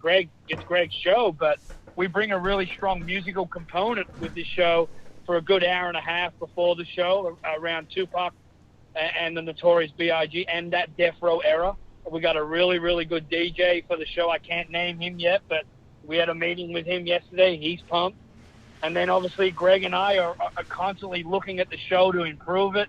I'm meeting up with Greg in May. We're going to fine-tune a couple of details. And then, it'll go for about 2 hours, 2.5 hours with a really good question and answer. And I think the people will really, really enjoy the question and answer. And, these platforms are great and podcasts are great where we can do it on keyboards. But, obviously if we get in a good environment and it's a celebration of these two lives of what went down, these people out there in Australia get their chance to, that guy from Vlad TV, Greg Kading on Soul, I get to ask him a question. And the same as if we do this in America, which Greg and I got some dates, we're looking at to do this in America, in certain cities. I've had people it was crazy last week, Reggie and John. I said to Greg last week, and he understands me on Facebook and social media, but the reach and some of the messages from some of the people that, and full credit to you, John, with your channel. I was down with you, John, when you first started this channel, when you only had a few thousand viewers, and now you're at 27,000 viewers. And the reason why it's accredited to 27,000 because Bomb First bring the real shit. There's no bullshit with Bomb First. And it was funny with me, with my Instagram, I got a little following down here, but I was getting reached out from people from Venezuela, Russia, which was Moscow. Mm-hmm. I was getting messages from Brazil. I got a couple of messages from Cuba, Argentina. Nick, Greg, when are you bringing this show over here? And I was like, shit, guys, we haven't even really like we're going to do this show in Australia first, but yeah, we need to take this show around the world, and that we'll see what the feedback's like. Mm-hmm. If they don't want it, we'll see how it goes. But it's a full credit that we know there's people out there, and people can say this was 22 years ago. Yeah, I agree, 3 years ago. But at the end of the day, there is a lot of people out there that are quite, verbal about it. And this show's a perfect opportunity for them to come and voice their opinion in the question and answer. Cool. Yeah. Well, appreciate it, Nick. Man, you speak better than Greg. I'm telling you, man. I'm just going to sit back and enjoy the ride, knowing that not only that, people should know that the whole bar is on Nick. Exactly. Hey,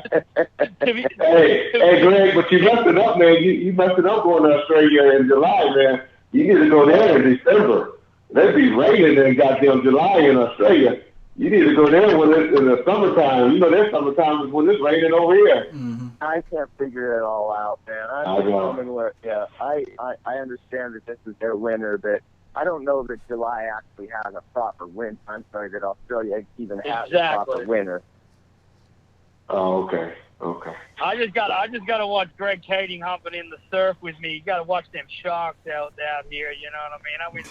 I went for a swim this morning. I probably went out a little bit too far, and just like in South Central Los Angeles and even Alabama or Tucson or whatever, you get sharks everywhere in the world. But I'm dealing with real sharks out here.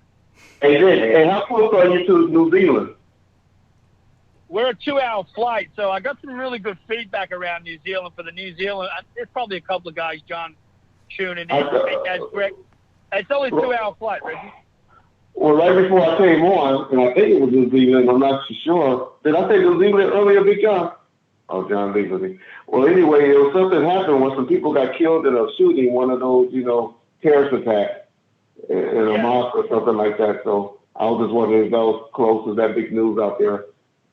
Yeah, it is. But, Greg and I have spoken around our cultures around gun laws, and that are very, very different to America. But we don't disrespect America and their gun laws one bit, because we're a country of 24 million people compared to a country of 385 million people. So it's very, very different down here. But, getting back to New Zealand, Reggie, I had a good meeting last week about some guys from New Zealand. You ain't heard nothing I said. You ain't heard nothing I said. I said it was a tragedy. It was a big mass shooting in New Zealand a couple of hours ago. And you talk about that. That's what I was saying. I was just wondering how close it was. Okay. I heard about that. But getting back to this show, there's potential to do this show in New Zealand. He don't want to talk about that. All right. Well, we're going to let y'all check out. And we appreciate y'all, because I know we got to go. I got a couple of more people I got to call. And, all right, Bumper. Cool. All right, man. Take care. And one love, Bumper. Keep supporting us. Appreciate y'all. Thanks again, Greg. All right. Bye. All right. When John come back, we're going to go to trivia question. And then I'm going to get a guest on. Well, we're going to chat. And we're going to do my bullshit that I got to do, because y'all know I won't be me without getting some bullshit on. So hopefully John comes back real quick, and we can get to our trivia question of the day. For you conspiracy people, not conspiracy people, y'all like this one. My people like Will, D, and all of that. Cordell, but none of my game maker people was on the phone today. I talked to Papa G today. So Zero, I don't know if I fuck with you. But anyway, I talked to Papa G today, and he told me he's feeling a lot better. It's not chemo. He got kidney. It's something with his kidney, liver or something like that. I said cancer, but it's not cancer. But he's almost there where we're going to get on and deal with that. Let me see. You know what? I'm going to tell y'all, because a lot of y'all don't know. And I don't know if my girl Tony Tone is on, but a lot of y'all don't know who this fool. Johnny came back yet. Yeah, a lot of y'all don't know who this one particular person is that keeps harassing everybody all over the board. I didn't realize how many of you people didn't know that it's this one guy has all these same profiles. And I wish John was here so he could do something, but I hate when John get up and leave. But anyway, we won't put up the picture. I had another faggot picture of him.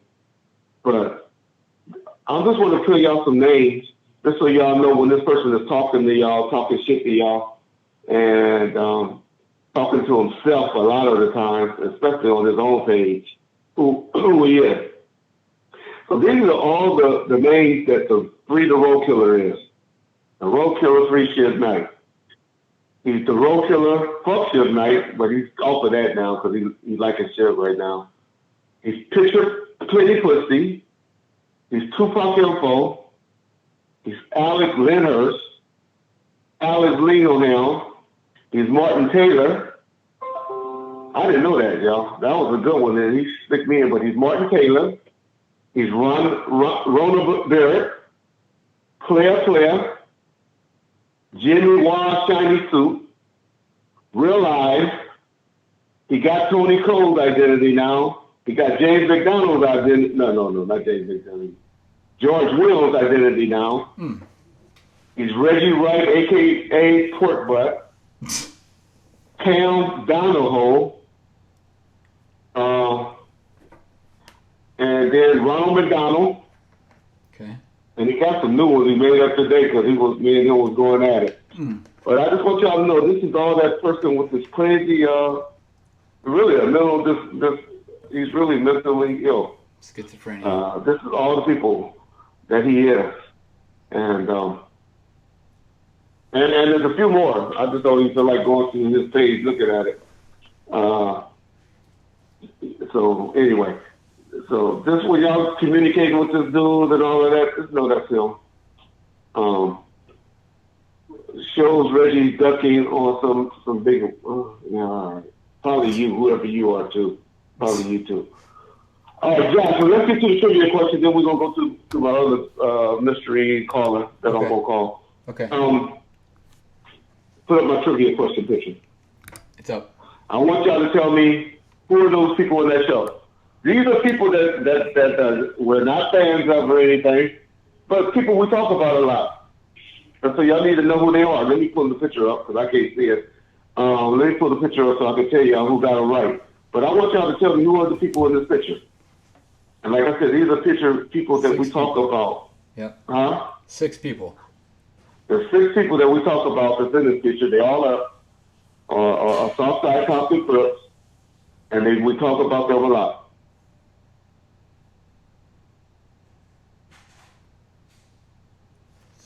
So do y'all know who these guys are? Anybody on the board know who they are? I don't know. Need to know who one person is. I need somebody to tell me who all 6 of the guys are.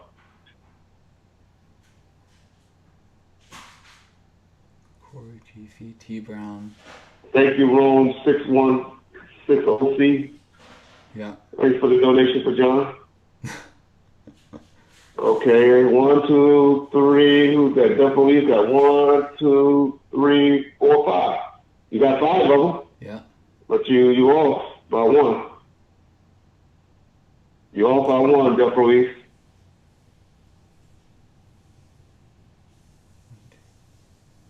Yep, the guy in the white hat is Terrence Brown. Who's the guy? The one y'all haven't said yet is the guy with the African hat on. Mm-hmm. Well, red, black, and green or whatever. Second from the left. Second from the left. No, that's not Bobby Fitch. Bobby Fitch was hanging with them, y'all. Bobby Fitch was a mistaken identity. Bobby Fitch just ran nightclubs and stuff like that, security. Big security dude that ran a lot of clubs and stuff out here.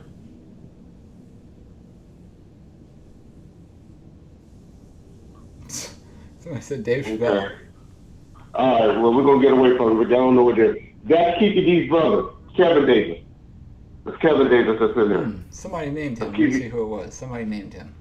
Oh, somebody said Kevin Davis? Yeah, well, B-Dash Lee named him. Oh, B-Dash, okay. Yeah. So that's so I'm going to go from right to left.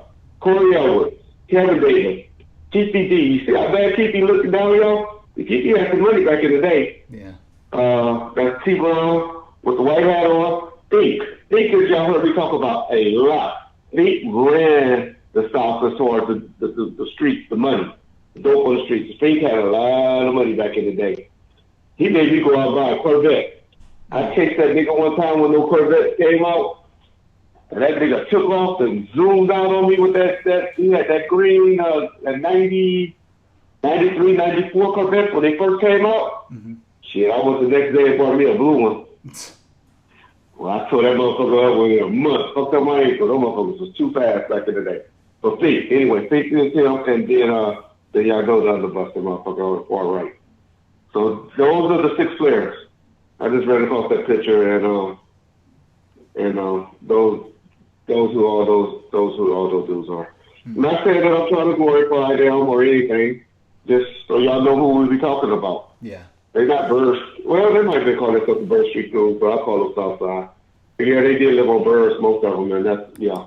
So they wasn't with the dudes that hung with. Yeah. All right. All right. So that was a trivia question for today. That was a good one, don't y'all think? Yeah. All right. Oh, they got those boys in there. All right. So, who's his mystery anyway, person? I'm gonna call somebody. He didn't even tell me who the mystery person is, so I'm curious. Yeah, I'm gonna call somebody right now, and this person is not that we cool or anything, because we're not. Just to show you that we have a common enemy. Mm. So I'm just call him to see what he talks about. I didn't even tell him I was gonna call him. Okay. I told him one day I might call him when I was trying to get him to do a strike on this particular person. Mm. But let me call him, see if he answers. And if he does, he does. If he don't, he don't. All right. We ain't gonna be on the phone long with him, so y'all don't have to check out, because I know a lot of you motherfuckers don't like you. All right, hold on.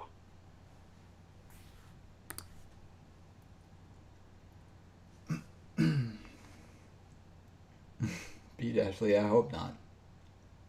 We'll see. RJ Vaughn, what's going on? Oh. Hey, what's going on, Red? All right, how you doing? I got you on live with Vaughn first. Yeah, what's happening, John? What's happening? Not a whole lot. I ain't gonna say, John, go fuck yourself tonight. Okay. That ain't happening tonight. That was a one and done time, huh?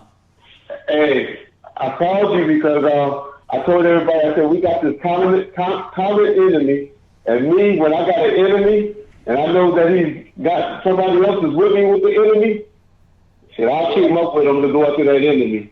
You mean that piece of right now, yeah. I'm hating Michael Carlin, and I don't know if RJ hating Michael Carlin. I don't think he's there yet. But I'm hating Michael Carlin, and I'm hating what's that faggot name? The man with many aliases. Yeah, that's like John. Put that picture up with him hugging that dude. And the one when he hugging him. And I'm hating this dude. Okay. I can't think of his name now. Alex. God damn. And they hating RJ right now. And so, RJ, would you just tell them motherfuckers they take each other's sides, and you can just let them know fuck them since they already think we fucking with each other? Let me tell you something. The reason that you know we can set our differences aside for a moment is because this fucking human piece of garbage out here, he did more to threaten my safety than you ever have as far as my personal safety goes. And I'm going to go out and I'm going to say that straight out. All right? Yeah. You know. I ain't never threatened you, RJ. You and JMX was lying on me talking about I was threatening y'all. Yep. Well, I'll tell you, you sound a little muffled too, so I hope I'm coming across clear. Yeah, you're clear. You know, the stupid thing, I'm gonna tell you, this is how stupid these people are. This is human piece of garbage that got 14 different aliases, and I didn't even know you could do this with your phone, but apparently if you got YouTube on your phone, you can switch accounts, like you can have 18 accounts stacked up. Mm-hmm. So this clown is going out there and he's making a comment under one name, and then he's changing the account on his phone real fast, and then he's answering himself and giving himself a pat on the back for a dumbass comment that he made on a dumbass video that he made. And I can tell you easily the big tactical mistake that these clowns make is that by alienating me and saying bad things about me and trying to say stupid things like I'm a gatekeeper, whatever the case is, when you get people like that who run over to Reggie's side and come on Bomb First under alias and Reggie, and try to get at Sharitha and trying to do everything he can to climb in somebody's hair, and then run over to my side and be doing the same shit over there, what that does is that gives Reggie and I something in common to talk about. Now, if you take two men who have never had a good reason to sit down and talk about anything, a reason to sit down and talk, then all of a sudden all bets are off, because you never know what we're going to talk about at that point. Mm. And these clowns don't realize that's how short-sighted this guy is. He done shot himself in the foot because he gave Reggie and I a common enemy. Mm. Yep, that's for sure. Yeah. And he's nobody. I mean, I hate even giving him this much attention because I know he loves it. But the reason why I do it is because I know by attacking his boyfriend, Michael Carlin, that old motherfucker, old racist motherfucker, he hates it. And this person hates when you attack Michael Carlin. And so if I got to attack Michael Carlin to piss him off, then I'll do that. And not to say that the echo what RJ said is, hey, me and RJ, we got a lot of differences. I'm not trying to sit up here and say that me and RJ agree or we don't have a kumbaya or anything like that, because we haven't. We just now learn to respect each other's opinions and to say and try to hear each other out. So if he got a question or something like that, I'll call him, or vice versa. If I got a question about something he said, I can pick it up and call him and say, hey, RJ, what you mean by this? Or this is what happened, or this is what was meant, and he does the same vice versa to me.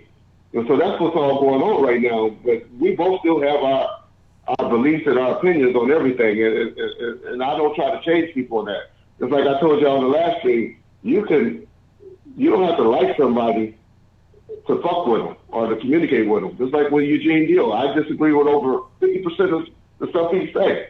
Me and Gene Deal probably talk to each other at least once a week via text or communicate. But I still disagree with what he says. So for when people say I'm shitting on Gene or I'm trying to discredit, that's not what I'm trying to do. I'm just trying to tell my side of what I believe is inaccurate. And, where Eugene does the same thing. And that's what's going on between RJ and I as well.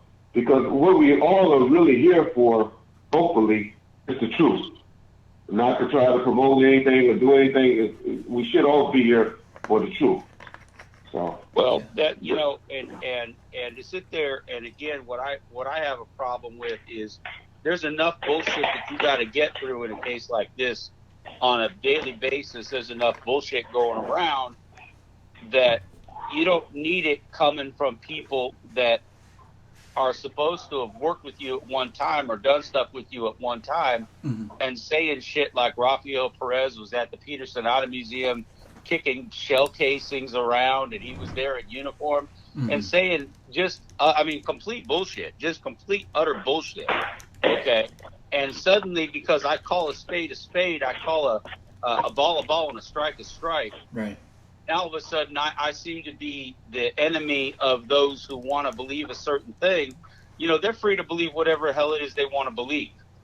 Okay, I believe what I believe, and like you said, it doesn't mean we're going to be sitting there tomorrow singing Kumbaya, because there's a whole lot of ground between here and there. Mm-hmm. Exactly. But by the same token, these guys don't do themselves any favors by putting a bunch of shit out and saying a bunch of shit and then saying we want the crowd to give us the evidence. We want the crowd to prove it. And that's not how you do it. You take what evidence you're given and you work it. You don't wait for people to bring it to you and make some outlandish claim in the meantime, okay? I mean, if anything that I've tried to do in my work is I've tried to work the evidence first, work what people say first. If they're lying, I can't do anything about that. It is what it is. But you try to take what it said and you say, okay, I accept that as evidence. I accept that. Like when you talk to Bob James, I accept what you have to say at face value. I don't read into it. I just accept it. That's that. Mm-hmm. That's fair.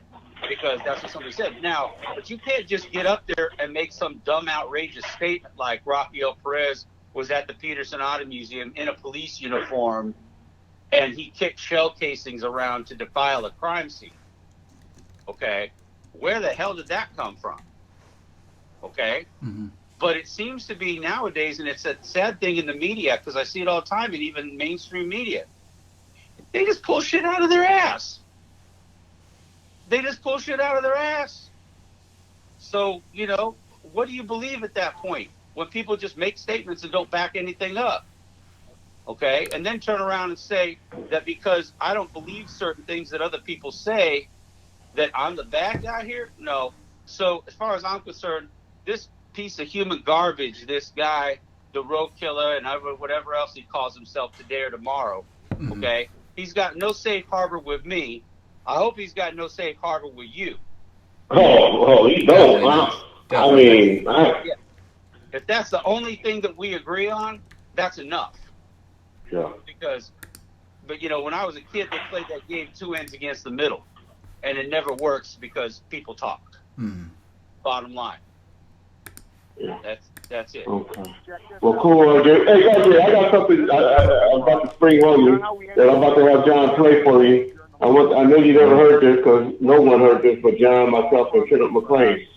And I wanted to let you hear this. And then after you hear these two conversations that I had with somebody, I'll see if you have some different opinions on some things. Okay, guys. So RJ, if you can just hang on for about 5 minutes and listen to these and interact with us about these, I appreciate it. But if you got to go, I understand.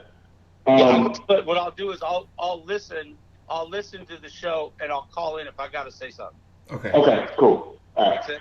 All right, cool. All right, y'all, this is a tape conversation. This is a tape conversation that I got. And these are some questions that y'all asked me that I done heard people ask about on numerous occasions that I just want to answer. Want y'all to hear. The first one is going to be, y'all always ask, well, why didn't anything ever happen to Orlando Anderson when you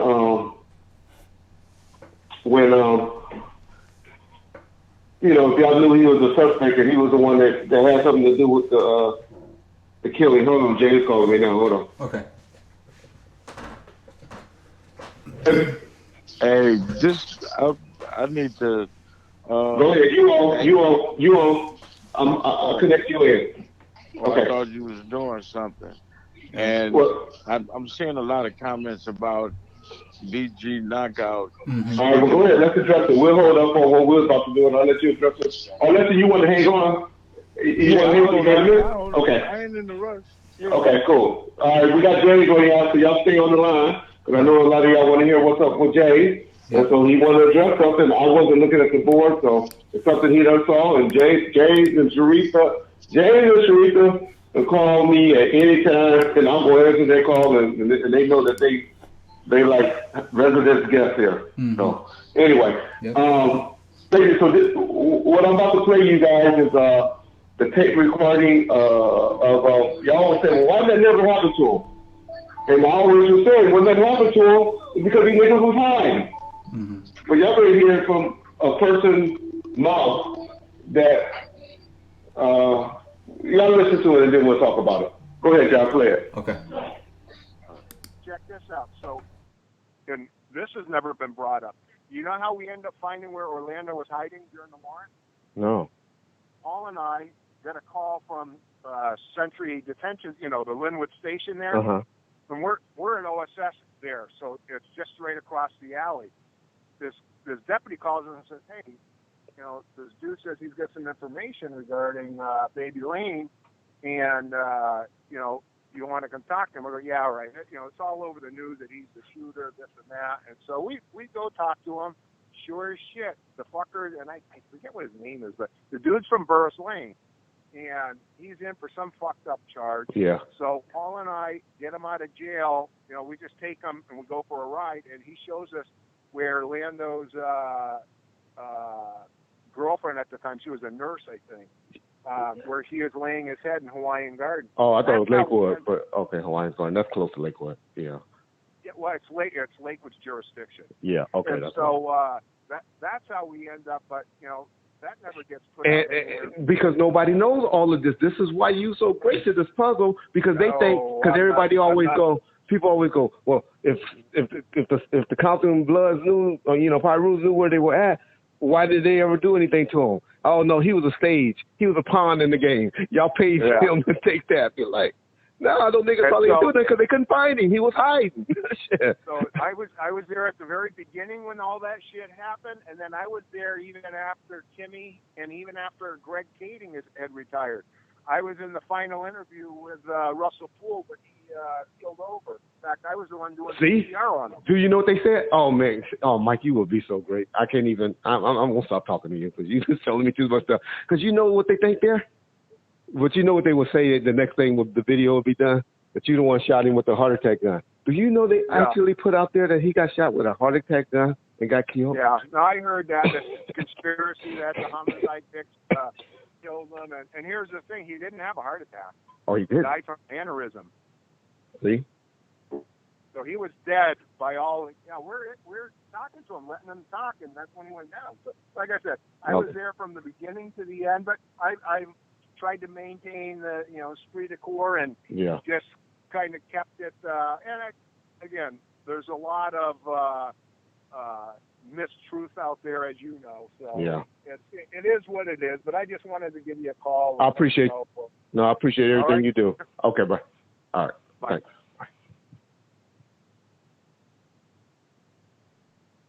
Okay, we're back now. You must have played both of them, John. Huh? No, I just did the one. You only played one? Yeah. Well, I forgot how they were connected because I ain't listened to them in so long. But anyway, I see some of you idiots are saying, but y'all was able to fight him to go to court. Okay, yeah, motherfuckers. It was a couple of months later, and a few months later, and it was after the raid, and two, it was because we found him through his attorney, E.D. Paul. Motherfuckers would come with their attorney. There was a whole bunch of professional people there. There wasn't no street niggas there. Wasn't no street niggas there. I was the only one there at the attorney when we went to make the deal.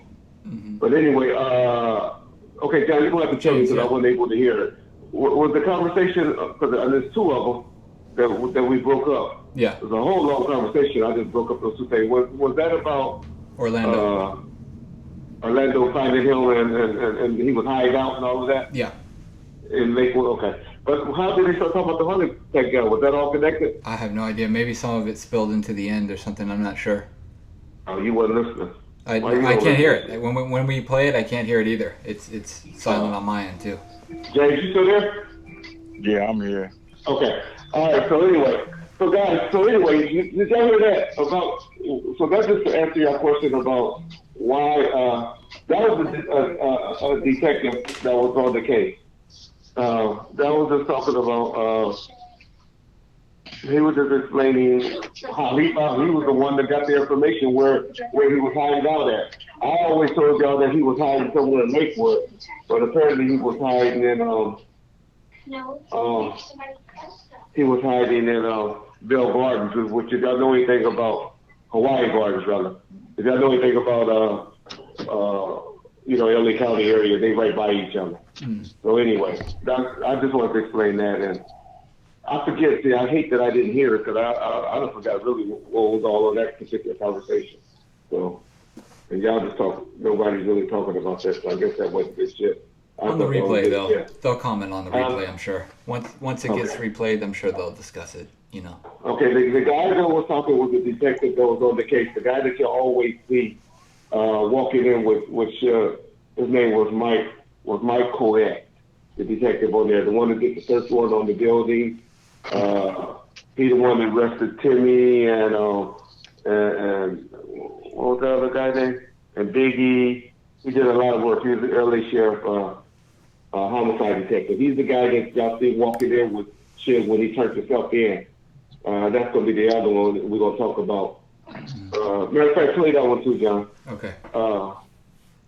And then we'll go into James, and then we'll go. Okay. Here we go. He's the one that escorted Sugar in on the hit and run. Okay. Oh, Sharita's here. I don't know if I want to play that one. Do you want me to wait? Well.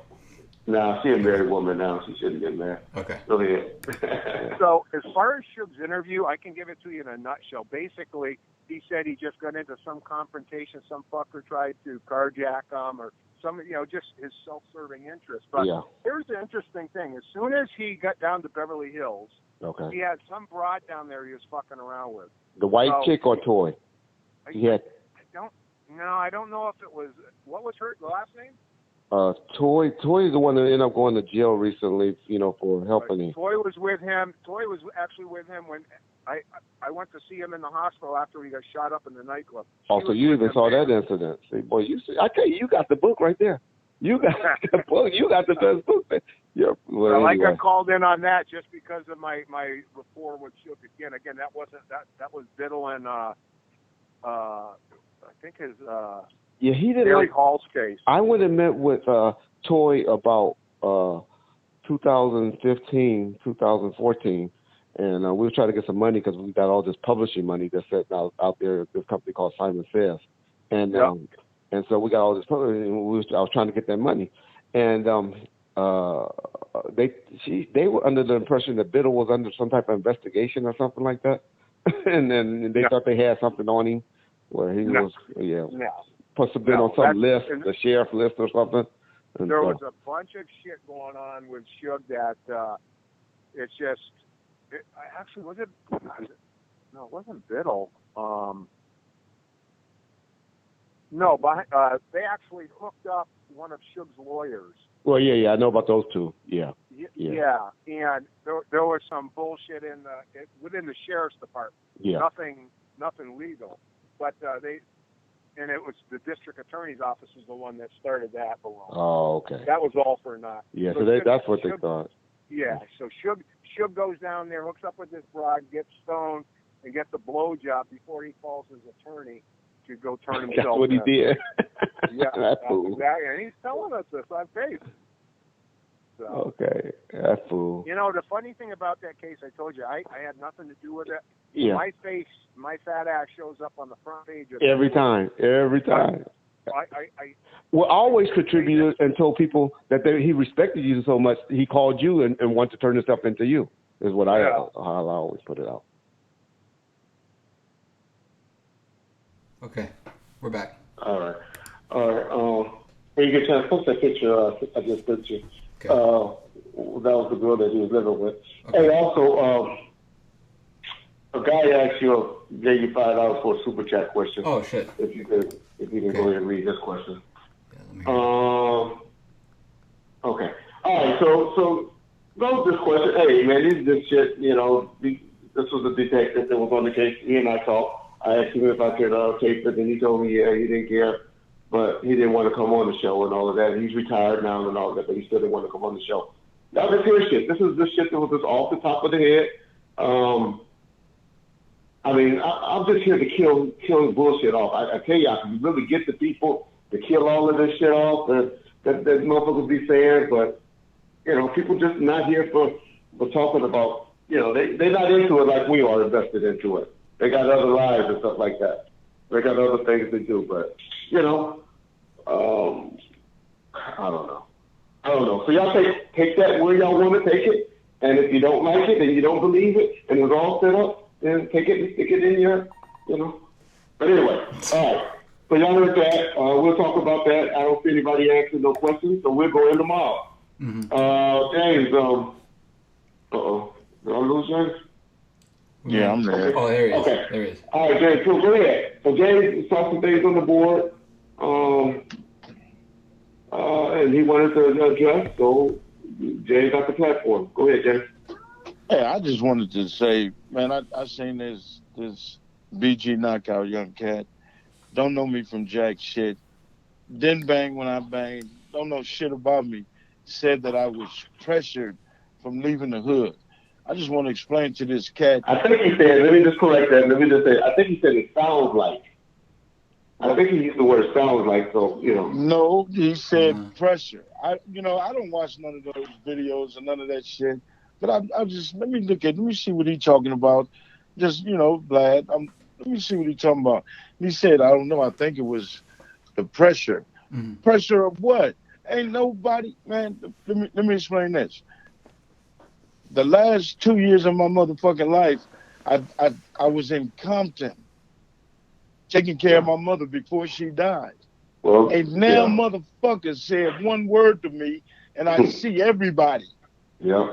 I've been saying that. I've been saying that to the board. So go ahead. Okay, I'm not gonna even get mad because I'm in a different place. So, man, do your homework before you get to speaking on me. You don't know me. I don't know you. I've heard about you. I ain't never spoke on you with nobody. Dude, don't speak on me. You don't know me, and I want him to hear that, bro. You were there in my days, these days, whatever the fuck the case is. But ain't nobody pressured me. Ain't nobody made me run. I don't run. Why is I'm doing seen in these interviews, man, I go to churches, I go to Louis Burgers, I go to the before the swap meet, now Walmart. I'm everywhere in Compton. I'm everywhere in Compton. Hey, Jay, you said churches. I don't want them thinking you talking about church, like church. No. They don't know what churches is. Getting that chicken. Church is chicken, y'all. Yeah. Well, go ahead. Where I'm at is just, a lot of these cats, I don't know why they do the interviews. I don't know why they sound the way they sound, but that's their story. So I don't bite into none of that shit. It is what it is. If that's how you feel, that's how you feel. And I felt like that because the last time I was on this show, somebody had made a comment, is it on site when you sing? For what? Mm-hmm. This dude say what he want to say, but then I see this video. Now this nigga calling me something. He don't even know nothing about me. And if it was 10 years ago, 20 years ago, nigga, we can go there. But, man, dude, you don't know me. I saw when he said about Eazy-E. I ain't gonna sit here and lie to nobody. I ain't gonna sit here and lie to nobody. I mean, maybe y'all didn't know that side of Easy or whatever. Whatever happened. And I'm just telling my story of what I saw. So make me a non-believer say he didn't. It's cool. You can say he didn't. And when he's talking about that snitching, because you mentioned the boy name, number one, y'all don't know Kenny Kells is dead. He's no longer with us, so that ain't snitching. He's no longer with us. Kenny Tubbs was my ride or die all the way up until his demise. Exactly. He died in my arms. Yeah. In my arms, in the hood, on the street. So can't nobody tell me nothing about this, brother. You know what I'm saying? I know how my nigga got down, but what I'm saying is, man, they need to understand what they're saying before they say it. Yeah. Before they say it. It's totally not my get down, and I'm not gonna sit here and go back and forth and be this phone gangster and all this other shit. But just don't speak on me unless you know me and just bam. When I mentioned George killed my brother, fuck yeah, I said it. Fuck George. Yeah. Wait a minute. Now let's ask Knockout. If somebody killed your brother and you knew Mob James killed your motherfucking brother, is you gonna say Mob James did it? If I was your fucking homeboy, yeah, that nigga killed my brother. And when I said that to the police, I'm telling the police to get the fuck out of here. Y'all know who the fuck killed him. Everybody know. And I was mad, I was heated, and I talked to the police like that. But then they came back. Wait, Popo finish. And after that, they came back and talked to my moms. I apologized to them because I didn't have to talk to them like that. But that's how I'm feeling. So, these guys get on this goddamn thing and they get to talking, and then you sound shitty already, but then you want to, throw this here. Okay, now this dude throwing wrenches at the nigga. Now let me get at him. So I don't say shit when niggas tell me and been hitting me up talking about, man, he a bitch ass nigga. I don't care. I don't know him. I never ran into him. I never had issues with his hood. None of that shit. So when he talking, man, think about the shit you saying. Nigga, I don't get on nothing and blast you or blast none of your people. So it just pisses me off, man. And you know what? I won't defend them a little bit because the person that I'm starting to get mad at, and I'll be honest, and people say it all the time, and even with Greg Kading, I meant to tap at Greg about that, is Vlad is the one that instigated a lot of that stuff, and I didn't see it when I was sitting in the chair, but now looking at it from the outside and seeing Greg sit in the chair after we came on, and you sitting in the chair, how he put stuff together, and that's Vlad, man. That's Vlad doing. All right, Reg, let me say this. Go ahead. You got people doing the interviews, and you got people sitting at the table waiting to answer questions. Those ain't nothing but questions he answered. I can honestly say, and I sit back and I say, man, I ain't going to answer that question. I can't get into that. So you have a choice to answer what you want to answer. Glad ain't got no motherfucking pistol. He didn't have no pistol at my head and say, I want you to answer this way, and got cue cards. I can't blame Reggie. I can't blame y'all for asking the questions that y'all ask, or the people that want to ask questions that want to know shit. So I can't be mad at him. It's the person that's being interviewed that feel like they can just that say things they shouldn't say. But if you know, if it's a known fact, say what you say. If you know me. So if you knew it, nigga, I was in Compton 2 years taking care of my mama, making her errands, doing everything, taking her everywhere. I did it all. And every time a nigga saw me, it was what's up, big homie? And when they nigga get the fuck woo-woo, bring it. That's all I say. And ain't that nigga had a problem with me. So if you want to come to motherfucking Compton and talk that shit, man, like I said, and this is a quote, and I'm going to say it in Reggie's voice, suck my dick. Yeah.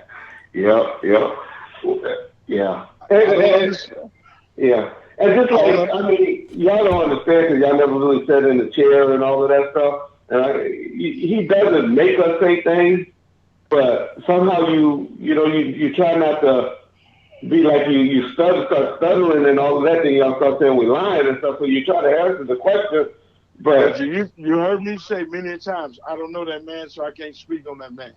Yeah, same thing here, brother. You don't know me from jack shit.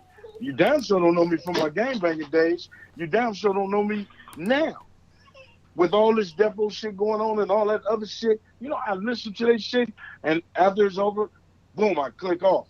I don't get on my phone and get the texting and, oh, nigga, you whoop the whoop whoop whoop. I ain't putting up no me and not show my picture or say who the fuck I am, who said it. If I got something to say, I'm going to say it is coming from James. My name is attached to it. Now you can get at me. I ain't hiding shit from now, nigga. Yeah. No, from nobody. So don't attack. I just hate to be attacked. I just hate to be attacked, especially from people who don't know me. Nigga, you in your 30s. I'm 54 motherfucking years old. We didn't hang together. We didn't bang together. You went on the streets with me. So you don't know me, dude. You the same age as my motherfucking nephews, my son. My son is 34 years old. Man, I don't know this dude. Yeah. I hear his name. So when I hear the Vlad situation, now I got to inquire about this cat. I seen him on that little rapping thing, but that's it. Didn't watch that because it was at that time, I don't do crip videos. I don't listen to the rap music. So, okay, cool. So I ain't tripping. But then I hear the first thing, okay, is y'all gonna, is it on site? No, the dude just said what he had to say. That's how he feel. Fuck it, that's how he feel. But then say I was pressured, brother, ain't nobody pressuring me. And ain't nobody got at me to get at me to make me want to move. So call me what you want, nigga. I'm still here. Man, like I said, I took care of my mama till she died. Till she died for 2 years. And that's cooking, cleaning, the whole nine. So niggas knew where my house at. Niggas seen me washing my car outside in the front. Niggas seen me on my motorcycle at the motorcycle clubs. So get at me. What you waiting for? Yeah. But don't get on TV. Don't go to Texas and then call in and say, fuck Mob James. Nigga, fuck you. I say fuck Mob James too, but I'm James. So fuck Mob James too. Cool. Hey, let me say this right quick. I don't say it while Jay's on the phone, and I ain't gonna put him on the spot yet, because I don't have to take him a bottle or whatever he drank over there, and we're gonna do a show. But I'm saying this to a nigga that I hear keep been having my name in his mouth, Trayvon Lane. And the next time I hear something come back to me again, Trayvon Lane, we're gonna tell some stories about Trayvon Lane. No, I've been hearing. Let me explain something. No, we ain't gonna get into it yet. Okay. We're gonna give him a chance to call, because I know he be listening. And so I know he's gonna call. Okay, but that's what you're supposed to do. You're supposed to listen, and you're supposed to be able to give your feedback on shit. I ain't gonna do nothing but busting 100 shit on him. You know what I'm saying? Let's hold it, Jay. Let's hold it. Let's hold it. Brother. Please, do me that favor. Let's hold it. Man, but we're gonna do a show just about him if he keep it up. All right. Well, I just say this before I get off the phone, man. I just said with the Death Row shit and with the shit that's going on, and I appreciate everybody that makes the comments to say that I should keep my feelings intact, which I should. But I mean, you know, I thought my brother loss was gonna be a motherfucker, but my mama loss was a motherfucker to me. But I feel my brother still today. That was mine. That was mine. The same way I felt with my little brother when they talking about they gonna take that. No, you ain't gonna take that. So my whole thing is, okay, at this point, we by any means necessary. Whatever happens, happens. I ain't scared to die. Yeah. But I ain't buntry. I ain't going out by my motherfucking self. I'm gonna be one of them Chinese motherfuckers. You shot me 40 times, but I'm gonna kill you. So anyway, just man, I'm like I say, I'm on a total different level. I ain't trying to holler at I ain't on no gang banging shit. BG Knockout, I don't know you. I listen to your brother. Your brother sound like he got more sense. He's older, but I don't. Man, that's what I'm saying. And he got skeletons that only half the people know about too. So BG, yeah. But I'm just saying. I just, dude. I would appreciate if you don't speak on me, on James. Period. You don't know me. Fuck what you heard. Fuck what you heard. Because if you from the other side and getting it from this side, my nigga, you accepting bad information from the wrong motherfuckers. So it can be whatever you want it to be. But all I say is just, you don't have to speak fucked up on me, because I ain't gonna speak fucked up on you until you speak on me like that. Yeah. And this ain't gotta be nothing, and this as far as that gotta go. You don't know me to say that I left under pressure. I ain't never proclaimed to be no head honcho, no. When they asked me, you was a shot caller, hell no, we didn't have shot callers in our hood. I don't call it that. But I guarantee you, I was one of them niggas that got that shit done and right. And I wasn't afraid of nan nigga that approached the situation. Yeah. Period. And you got that on both sides. Both sides, my nigga, so I don't take nothing from nobody. It is what it is. You give me 100, I'm gonna give you 136. Yep. And I ain't never ran from nobody and can't now bumped in power rule, no mob nigga. I'm gonna say no mob nigga can't ever tell you they pressure bust a pipe when it comes to this nigga. Never. And if you do, say his name, and I get right here on this motherfucking radio show and tell you a little bit of something about that nigga. So that's all I'm saying. Niggas be sitting around and huddles talking shit and thinking it don't get back to niggas. But man, a lot of my best friends and been for many years is Crips, man. And a lot of Crips had my back more than some of the homies. But and I give the same thing to them, and they can say the same thing about me. I give it 100. And when they need me, I jump the fuck up and I'm rolling. Yeah. I'm rolling no matter what. But when you get kids, young niggas, and all these people, the majority of the people that be on this shit, listening to this shit, 30s, 40s, your early 30s, your early 20s, man, you don't know shit about me or nobody else that was in the neighborhood like that. And that's all you got is these kids running around here talking that shit. Man, I just hate when people talk and don't know shit, and don't know me. If you ever fucked with me, you ever hung out with me, I ain't never left you hanging. I ain't never left you starving. Nigga, when I eat, you eat. If somebody did something to you, I'm getting at somebody. And if any one of them niggas from the hood can call on this motherfucker and say I didn't, then he's a motherfucking lie. And I can tell you a little bit about his shit.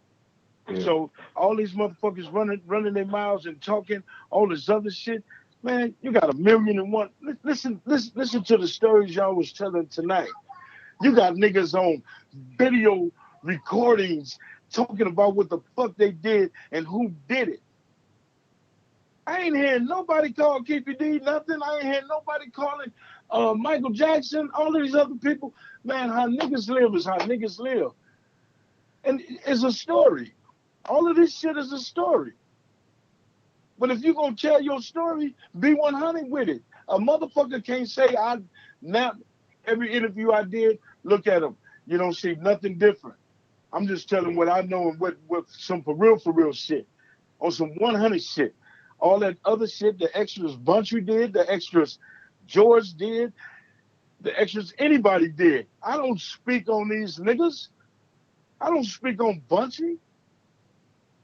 I speak on Mob James and Mob James only. If you want to call me a fink or rat about speaking on myself, then I go to jail. Fuck you.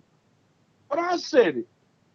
Niggas, get y'all motherfucking minds right and stop with this old propaganda ass bullshit. But anyway, Rez, that dude called me and played like George today. Yeah, that's retarded. Man, let me tell you what this dude hit me and said, James, we got to get this shit straight. I'm like, we got to fix this issue. I'm like, what issue? I'm like, is this really motherfucking George getting at me? I'm like, damn. So I hit him back, and then at the end of it, I said, okay, if you George, tell me when the last time you and Bunchy, what was that fight about?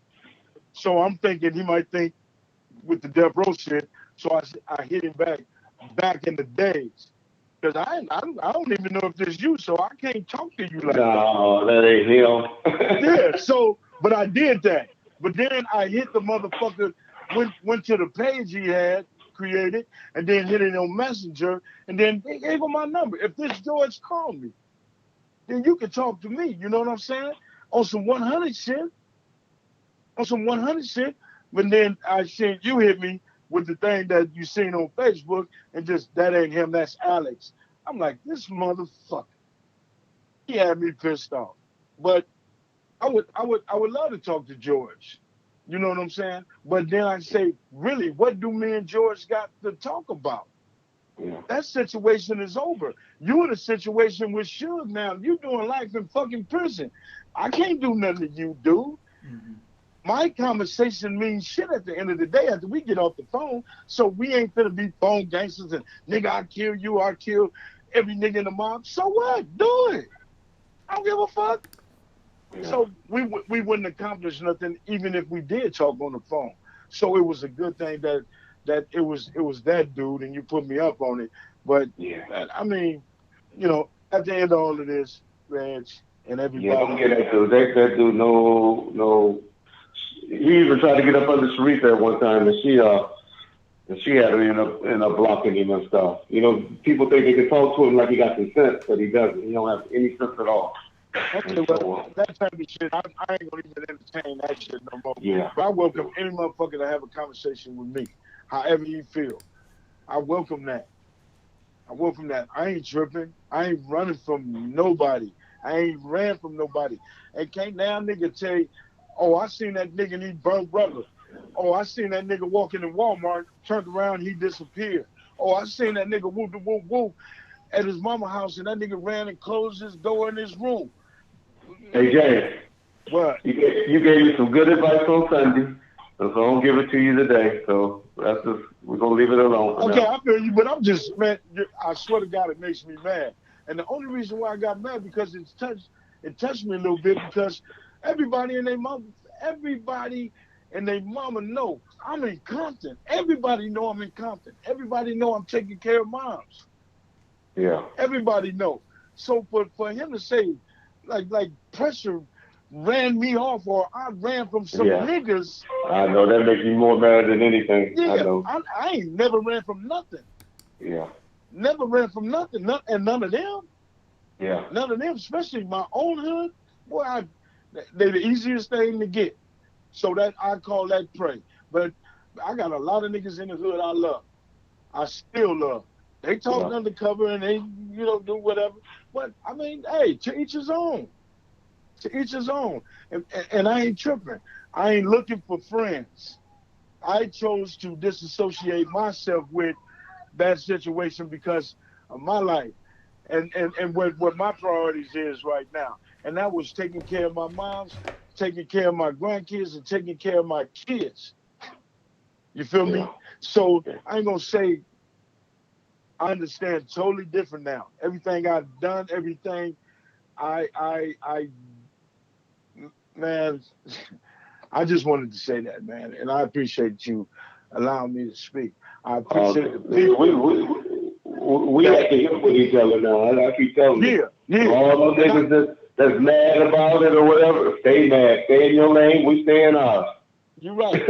Just keep your lane. Because one thing we all know, we all got stories about everybody. Everybody, man. Stop it. Man, yeah. You know what? This gives me gratification listening to the people now as opposed to then. The comments, I suck up the ones when, nigga want to talk crazy. Okay, talk crazy. We don't know each other. We don't know each other. Talk crazy, however.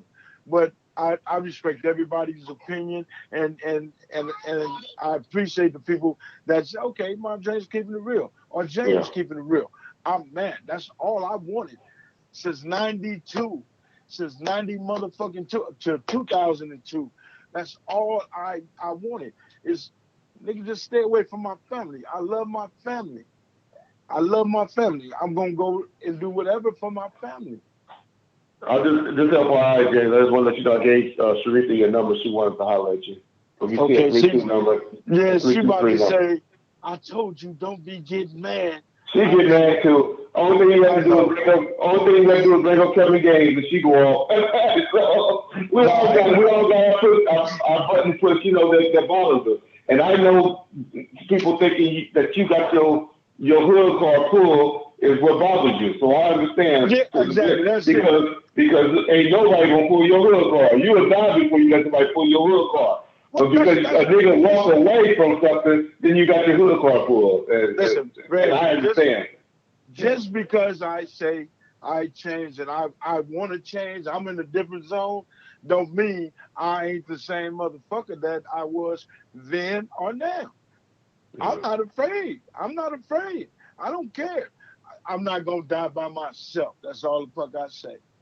Yeah. And I ain't tripping off of none of that. I ain't worried about none of that. I ain't worried about nobody coming after me. But true, believe me, I ain't buntry. All right, if them niggas ain't going to... No, I ain't buntry. Yeah. And it is what it is. This ain't number one motherfucking life. And I'm trying to live mine. And if anybody want to take that, take it. But you ain't going to be here to talk about it. Yeah. I'm not giving up like that. I pay attention to every motherfucking thing I do, man. Everything I do. And which everybody should. Especially the way motherfuckers is getting killed today. But, I mean, it touched me. I didn't want to say nothing to this dude or about this dude. And I ain't going to say nothing about it. I ain't going to say fuck you, nigga, and all that other shit because that only gives you a chance to, I want to get back at this nigga because of woo-woo. No, you don't need that. Just please don't speak on me. If you want to meet me, you want to see me, just tell me we can meet up at Vlad. And I ain't coming with nothing to nobody. I come by my motherfucking self. Man, I'm like I said, I ain't scared to walk. So just think about, the things that you say. But oh man, okay. Papa is on the phone. Y'all see what I deal with on the daily? Open what? And he only 2 years old. I got this. Oh, I thought about the remote too. I thought blaming him on losing. It was in the glove box. He had put it in the glove box, James. Oh, did he? Yeah, I said, man, I accused little man of losing my remote control. Man, this dude took my wallet and threw 20s all over the place. Tried to kill this boy. Tried to kill him, but Papa, I love you, huh? Say hi to everybody. Say hi. What's his name? Lionel. Say hi. What up, little Lionel? What up, little L? No, you're not getting no. Oh yeah, you can have one of these. But yeah, man, that's all I wanted to say. And more power to everybody. God bless everybody. And let's just keep it 100. And tell Greg call me, man. I want to see what's happening. Oh, he in Alabama, so he's like 2 or 3 hours different. So call him. I'll see you when you got his number. Just call him. He said he wants to holler at you, but he probably sleep now. No, I heard you. So look, God damn, man, get at me so we can talk about some shit. Okay, I'll call you in the morning, baby. All right, appreciate you. You too. All right. Cool. Yep. Oh, cool. So yeah. Like I said, well, Timmy, not Timmy. One of y'all paid John asked about the Timmy. Now Timmy's name was already Black Jesus, and no, he didn't get done. Timmy, I mean, how can I say all this stuff about Timmy? I'll get back to Timmy and Trey. I'll tell y'all in a minute. RJ calling back. Let's see what RJ wants. Hold on. You hear me okay? Yeah. So you have some comment to make about my conversation with James, or you had a comment about the taking question? I want to talk about something before James. James, I almost forgot what I had to say. I was listening to James and damn near forgot what I was going to say. James was on a roll. Yeah, he was on a roll. I was listening. That was why I almost forgot what I was going to say. No. The thing, I want to get back to this thing about Vlad for a minute, because you hit on something, like something else that we agree on, is that Vlad, I listened to his interview with Greg Kading, even your interview with that. I listen to Vlad interviews all the time, so I pick up stuff from him, good, bad, or ugly. But the last interview, especially when he did with Greg Kading, it was Vlad talking for like 25 minutes and Greg Kading talking for 5 out of a half-hour interview. And so you said he was leading. You call that leading? Yeah, that's like leading the witness. He did it with you, and he did where he basically makes a statement, and then everybody disagrees. Isn't that right? And it's like, no, you got to ask a question and let somebody answer the question. But even when somebody answers the question, he chops it up. So to be honest, he played my whole interview. What's that? He didn't chop up anything that I did. I mean, he played the whole. I thought that's how they came off too. He add things in the middle of it because you don't know all of those things. You don't know that he actually used those questions so he can lead you into the clip. And so I think that's why a lot of it happened. But everything that I said from sitting there, he put in the whole answer. He got the whole interview. But I mean, it was like, but when you ask questions like, well, so how long have you been beating your wife? When you ask questions like that, I mean, it's kind of it's hard to answer that kind of question. And that's the kind of questions that I've caught Vlad asking on more than one occasion to people, because it's almost like he's looking for a certain answer. And, the answer you get is how you ask the question. Yeah, and I think a lot of it be that Vlad be trying to set up his clips. I think he be trying to lead you and coach you into those clips. I mean, I've been accused of many things, but I just think it's inherently dishonest. It's intellectually dishonest if you don't just ask a question and let somebody answer the question so they don't want to answer it anymore. Don't lead them down the garden path and then give them a one quick question and then go on to another story for a half hour. I mean, it's just basically like it's more than asking a question and getting an open answer, because you don't know how somebody's going to answer a question. But I think that Vlad asked his question looking for an answer. Because he's trying to style a narrative. Oh, definitely. Yeah, definitely. And that's why I think a lot of people think he's the law enforcement, because he asks questions that he either already knows the answer to or he's looking for a particular response. And I just think that's intellectually dishonest. So, that's what I had to say about that. Other than that because that's the thing about it. And he. If he was law enforcement, Rick Ross bitch ass would still be in jail.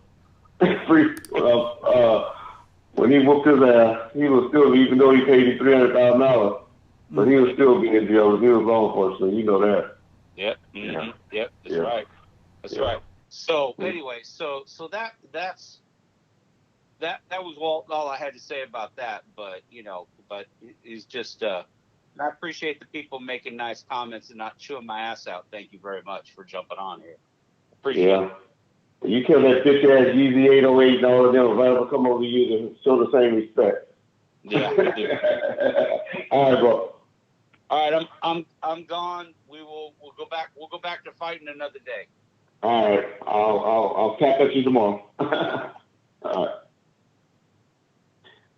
All right, cool. All right, so what else?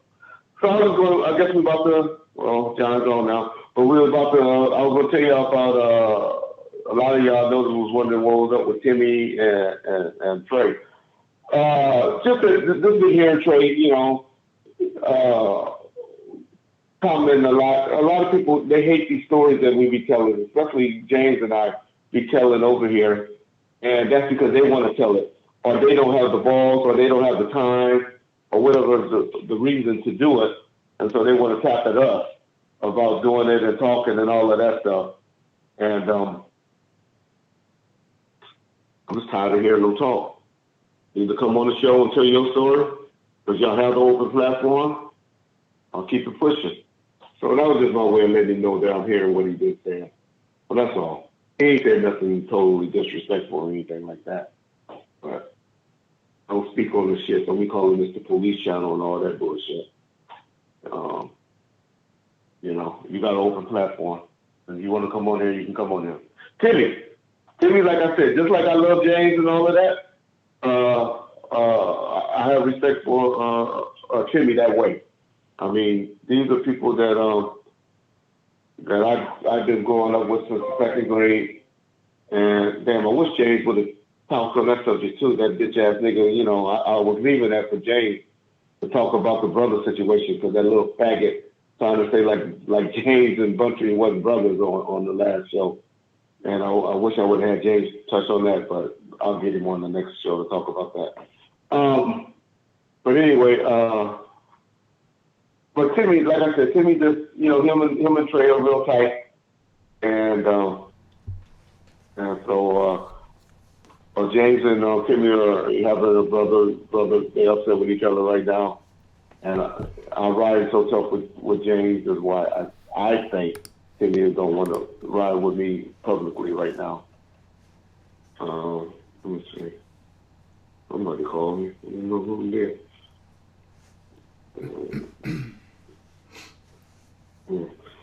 All right. So that's what's up with that. That's all. Nothing more. Nothing else. Nothing major. But that's what's up with why I make the comment about Trayvon. And that's mainly we'll see what happens from there. That's all. All right. Is it true that Keefe D book is coming out tomorrow? I don't know. Y'all want to call him? Y'all want to call him this week? Let's see. That's where his published by Kelly to do some work. And so that's where we might can get him on. It was March the 15th. I did see something about, was it March the 15th? God damn. I need some money. The 15th is already got halfway. I'm thinking this like the 22nd or 23rd. Who got more bodies in there around the food system? I don't know. Let's see. Someone was saying his release date is March 15th. I saw that too. I haven't heard anything about it. And if it is, it's the worst publicized release ever. Yeah. Because none of y'all know about it, and y'all into this. This is you guys are the only audience for this. On your channel, Bomb First Channel, 313, Summer Black, or Black People's all over the place. Yeah. Definitely, our day and them channel. So if they not promoting it or talking about it anywhere, he ain't gonna get no book sold because, maybe Eugene channel, but other than that, who channels really care? Y'all the ones that will be buying it. So, yeah. So if it's coming out tomorrow, that's gonna be pretty bad. Yeah. What is it supposed to be on, bro? Wasn't he was supposed to come on? Yeah, I told him I don't.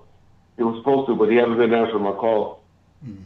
But if his book was coming out, he would get on here. Yeah. He ain't that stupid. He knows he needs to come over here. Even if he wanted us to tell me I'm a big fat motherfucker and he hates slobs and all of that bullshit. If he over here talking, because anybody can talk shit through the phones, right? Yeah. I heard R.J. Baum say that he's a great percentage of the people listening because he has less subscribers. Yeah. I don't buy that. That depiction. It's just his people are newer. He got a new channel, so of course his percentage is gonna be higher because he has a newer platform. So all of his people are in. John shit been going since when did he start up in 2009? Something I want to see. 2011. So a motherfucker that started listening to this shit in 2009, 10 years later, he probably moved on. Yeah. He's probably old like me now. He shouldn't be on there. He's probably my age. And so he ain't listening to no YouTube. He's probably in the podcast. Because let me just say this, I'm about to bag on all of y'all.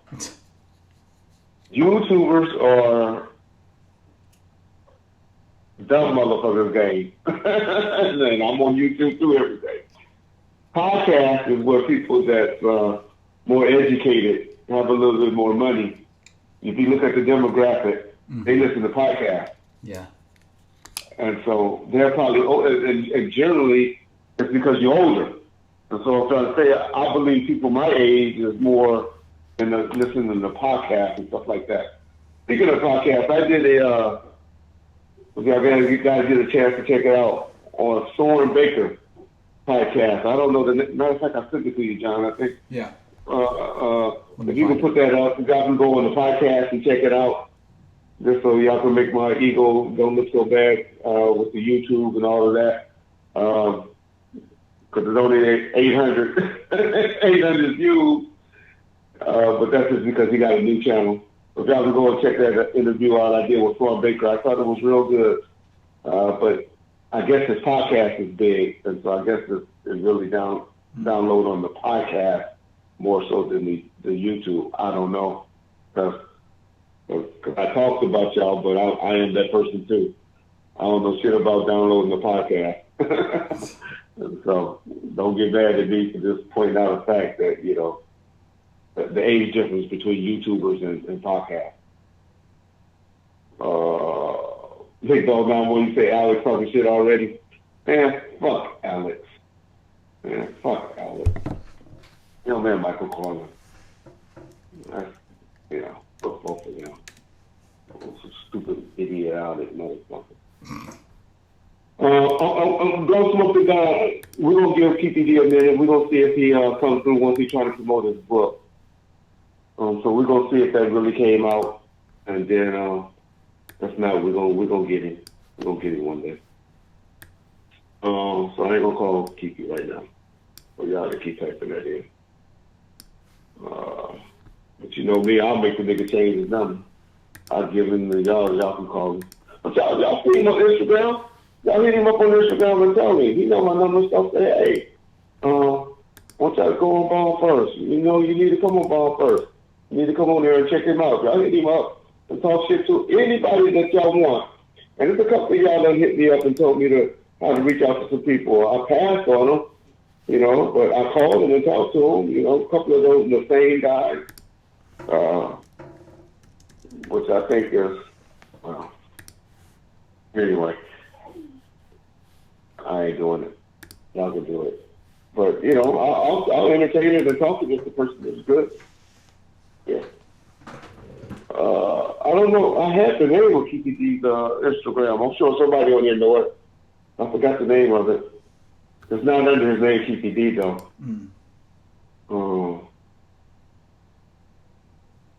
Gringo Living, who? He's in rehab. He can't answer his phone this time of night.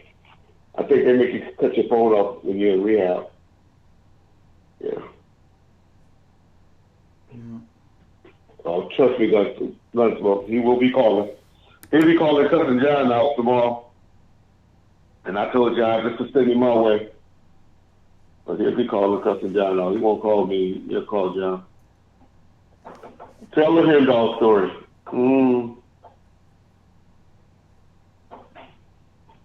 Oh, whoa, the earphones hurt. I can deal with these earphones. These motherfuckers, these cheap motherfuckers hurt, though. I got some big ass ears.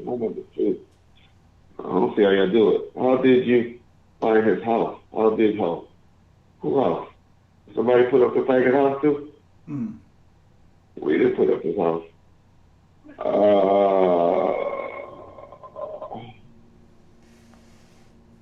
Reggie, any Dave Aaron stories? Dave Aaron mainly worked with, and for the others don't know, Dave Aaron passed away. He was a producer, a white guy with a lot of curly hair. Cool dude, didn't talk much. Real laid back, smoked a lot of weed. He smoked a lot of weed. I remember that about him. And so he was always with Snoop and them.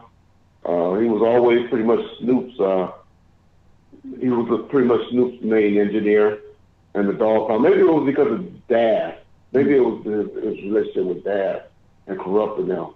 But he was mainly a dog pound, engineer. They always requested him.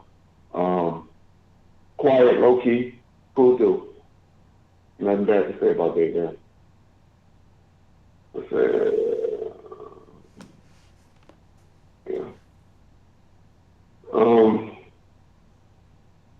Dayu's out here. Dayu, man. What up, Dayu? You used to be a good supporter, so you always got love over here, Dayu. Yeah. You used to take care of John when you had your mama's credit card. Did you get in trouble for that, Dayu? Who's Jay?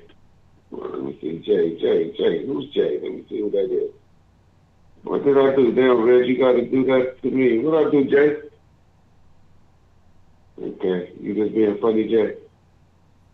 All right, tell me what I did, Jay. But I don't even know your real name, Jay, and I know that's your username. I don't know. Reggie, or you on Instagram? Yep, Reggie Wright Jr., but I don't post nothing. I told you I am old and antiquated. I just learned how to work. That's why it laughs at me. I'll be listening and be on listening on the thing. And that motherfucking bitch ass nigga Yeezy 808, I can't stand him and James McCosby, whatever his name is. They be over there. Oh, this is Reggie. Ronald McDonald is Reggie. This person. I'll be like, huh? I thought I got a hard enough typing this shit for Reginald Wright. I'll be making up another profile to what's it now? So if I want y'all to know it's me, I want y'all to know if I'm talking shit. Yeah, I want y'all to know. Yeah. So, nah, that ain't me. All right. Easy Pass in 1995, yeah. Dave Aaron died March 11th. Yep. Reggie, we need a master class from you, homie, on the industry. Yeah, we do need to do an industry show, y'all. But y'all don't tune in, y'all. Man, I'll be trying to bring industry guests on. I'll be trying to. Y'all don't like industry stuff. Y'all like the bullshit. If I ain't in bullshit mode, we didn't tell y'all in the board what happened, but that one we did Sunday, it's up to about 3,000 now. We had to pull it down, but it was up to about 4,000 views when we pulled it down. Yeah. But guess what? We had to pull it down, y'all, and edit it out. Damn Biggie. Because John put some bullshit ass song in there, and we got strike for the sample. No, that was me. But we put Roger Zap when Biggie was rapping on it, and YouTube didn't like that, and they were gonna give John not a strike. What they call it? Like a warning, like a copyright. Yeah, warning. guideline. Yeah. They gave John a guideline for, so we took it down and had to redo it. Yeah. So that's what happened on that.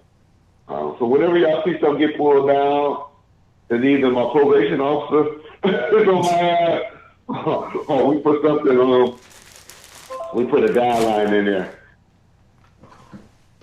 Let me read this. One of my messenger people that got mad at me. Okay. No, CP, I'm not. I don't do the apps. He said I'm low key swiping on Tinder right now, but no, my phone's right here. No, I got one, and that's all. That's all I want. That's all I need. Let's see. Craig was telling me to ask, but I was wrong. I'm a big fan.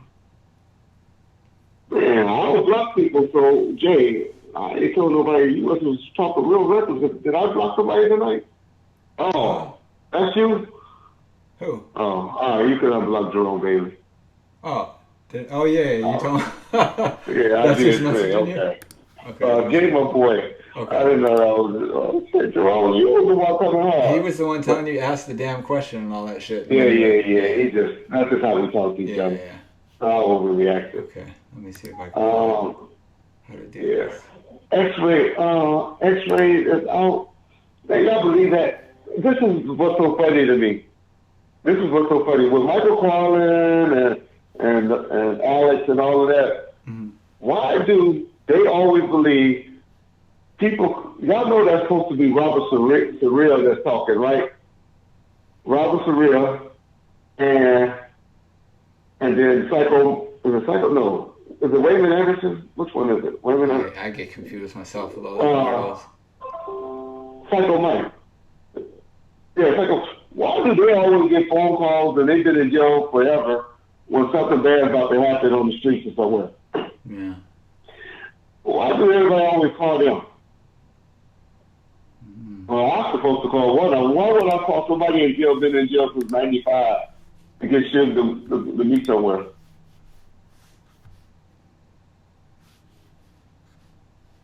All right, Jerome Bailey. So crazy with that. With Michael calling people, he always got anonymous informants. Yeah. Always got somebody that told me I met with someone who's close. He's very close to the situation. And why do these people always get calls? Why do they always get calls before something might happen? He can't realize that he's getting worked. All right. Yeah. All right, y'all. We got any questions? We're going to finish it up. We've been on now for 8 o'clock. We've been on 3 hours. Dang, time go have fun. Yeah. Go have fun when you're having fun now. There was a lot of people on. Well, not a lot of people, but a lot of topics discussed tonight. Yeah, we got Greg and then James, and then killed some family members of my homies and got love for X-Ray. Got no love. I got no love. Yeah, got no love. Yeah. Yeah, Carlin is crazy. He's really a psycho. He's the real Psycho Mike. All right. I know you people on the East Coast, if y'all ain't still up, y'all can dedicate it. It's 2 o'clock over there. Well, I appreciate y'all still here. Yeah, we covered a lot of ground. So, Suge or Jay Prince, who wins? Well, as far as what, a fight? Jay Prince is a small man. Jay Prince had a lot of connection, and Jay Prince is known mainly in Houston, right? Where I think Suge, and then now Jay Prince's name is getting bigger, but during the rap days, he was mainly a Midwest or Houston guy, where Suge was kind of known East Coast and West Coast. So, and I know we're not talking about fighting because nobody do no fighting no more. Y'all stop talking about fighting. I was surprised to hear y'all didn't really touch on the phone conversations. I guess y'all was waiting to hear from Miles James so much. Y'all didn't want to talk about that. But I thought that was good information, but I guess y'all was wrong. I guess I was wrong. But like John said, maybe y'all pick up on it in the playback. Yeah. And then we'll have some conversation about that. Greg, what was your favorite song on Two Gangster for Radio? I don't know. I don't remember none of them. I don't remember. Y'all have to read it to me, and I'll tell y'all. I couldn't even think of my four favorite songs, I know was four bomb songs on Me Against the World. I couldn't even think of them earlier. But y'all remember the day of the 24th anniversary, right? 24 years that Me Against the World anniversary that Me Against the World came out. 24 years ago today. We'll finish it out. What's y'all favorite song? Gotta Love Gangsters? Okay, Marion, you like that? What was y'all favorite song on Me Against the World? Not the radio ones. Not So Many Tears and Temptation and Dear Mama. Those are the easy ones. I'd have to go with Heavy in the Game. I'd have to go with that one. Heavy in the Game? Yeah. Okay. Yeah. Okay. Anybody else want to say? Somebody said Lord Knows. Okay, Lord Knows is a good one. Fuck the World. Yeah, it ain't easy. Fuck the World. Okay. Yeah. So, man, look, I guess Me Against the World kind of got slept on because he wasn't out to promote it that much. Mm-hmm. And when you're not out to promote an album, and he wasn't in none of the videos or anything like that. Yeah. Tattoo Tears. Yeah, Tattoo Tears was the goal. Outlaw. Okay. Yeah, Outlaw. So I guess that was the reason why that album kind of got slept on. I'm still All Eyes on Me guy. This two now. I couldn't put down this one, but now I can't even listen to this one. Yeah. I can only listen to this two now on All Eyes on Me. Mm-hmm. Yeah. If I die tonight, I'll see. Me Against the World, underrated album. Yeah. I think the only song I didn't like. Maybe not to you guys, but to me, because I never really talked about Me Against the World. Yeah. But yeah. The only one I didn't like off of that one, and people are probably gonna hate it, but I just didn't like Temptations. That was the only song I didn't like off that album. That was the only one I would skip. But I was just joking. That was always a joke I used to say when you used to donate the money, bro. That was a joke. Don't get sensitive on me, Dayu. I told you, nigga, you got nothing but respect over here, nigga. Don't get sensitive on me. You can't take a joke from me, so you can't take me talking here. Then I ain't for you then. Yeah, Temptation was a good song though. I remember back when California Love came out, I hated that song because it was on the radio sold, but California Love was played 3,000 a week. Like I said, I don't know, man, somebody did a hole in one today. California Love was played 3,000. Now, I don't know what the numbers is today, as far as radio play, but man, that was like crazy numbers. 3,000, 3,500 a week played on the radio. And that was like Little Red, Did Y'all Buy Dad's first album? Did y'all buy, you talking about revenge, retaliation, get back? Oh, this is what I need, because I'm working on something with, if anybody has, especially if any of you guys on Messenger that has the artwork to Untitled Gangster, where y'all see the name Big Simon, and Simon Says Publishing in the artwork, hit me up because I need copies of that. Well, like in the booklet? Like in the booklet? Yeah, in the booklet. Okay. In the credits. Okay. If y'all have that, I need copies of that. But I got to pass that to you one because I'm trying to get some money. We might can upgrade. We might can get off Skype to get that. I did. California Love was dope, though. Yeah, they did it. Did y'all notice the two verses? Can y'all tell apart the two verses of California Love? The most of y'all know it was two different songs that was being played on California Love. I never could tell the difference on the remix. Did you know the remix? Can you tell the difference, John? What, where they took the second? On California Love. It was two different verses. Two different verses of that. Matter of fact, on the album, it was the remix that was put out. Yeah. And not the original version. You could get the original on the single. Yeah. Yeah. No, I ain't talking about that too much. Okay. Reggie, when you coming out in the album, bro? Yeah. Yeah, Cody, I hear you thought Kading was dope. I ain't mad at you. Yeah, I ain't mad at you was good, but damn, the year was performed. I ain't mad at you.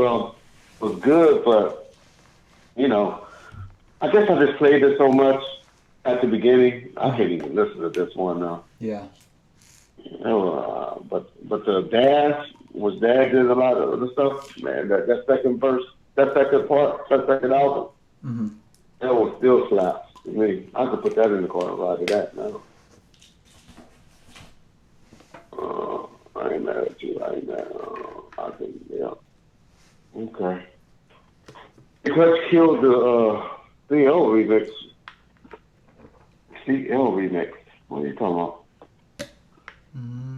Clutch killed the CL remix. I don't know what the CL remix is. I know he did Until the End of Time album, but I don't know. Yeah. Maybe he's talking about something that was going on. CL remix. That's always the old. You Can't See Me, yeah. Warren G got thrown off the boat by Ship. Why y'all be coming up with shit like that? Warren G was hated on by Drake, not Ship. That was Drake brother. If he wanted to be on the record label back then in '94, '93, you don't think they would have had him on? That Ship would have put him on anything? Only thing Warren G was on was Drake-a-Later, and y'all think that was a Death Row song. That was really a Def Jam song. It was just put on our soundtrack. Above the Rim, was it? Yeah. Was it Above the Rim? Yeah, Above the Rim. It was just put on Above the Rim. So that was really Warren G song for Def Jam. All right, y'all. Yeah, back then he respected him. He respected him all the way. That was really Drake's decision to leave. Chip, because Chip was being a snake. And when I say that was just because he really found out that he was fucking on Michelet. And that would have caused me to leave too. You can't be fucking with somebody's baby mamas. Yeah. Even if you still ain't fucking with them. You don't want your friends. That's the one thing. If my wife cheated on me, the only time I would say something to another man is if I knew the man or he was a friend of mine. If it's just a regular nigga off the streets, I ain't got nothing to say to him.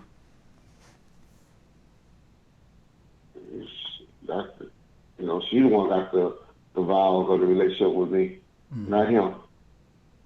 But if it's somebody I knew or I fucked with, it's gonna be problems. Yeah. It's gonna be problems. Yeah. Warren G story in the Rolling book. Yeah. Uppercut is a dope song. Okay. Punk fuck T.I.Y. Did he fuck Tiny? I didn't know he fucked with Tiny. I think Suge fucked. No, that was Chili. No. Which one of those escape girls Suge was fucking with? He did after Mother's Day. You know what we was fucking with those? He was fucking with them around the time when he got into it with with that nigga Bruce at the club when y'all was talking about the club with Bruce because they performed at the Mother's Day event that day. Escape there. Which one was it? I think it was Candy. I don't think it was.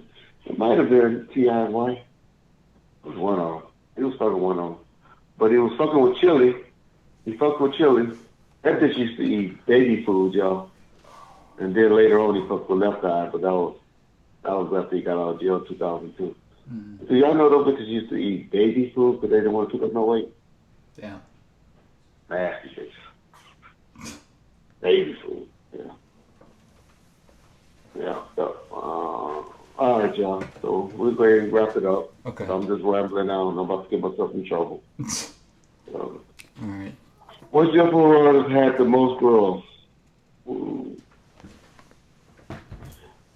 Believe it, Nate Dogg did okay. Nate Dogg was a party animal. He went out a lot. I mean, of course, Pop, but Pop. Yeah, Pop will pull him, wherever we went.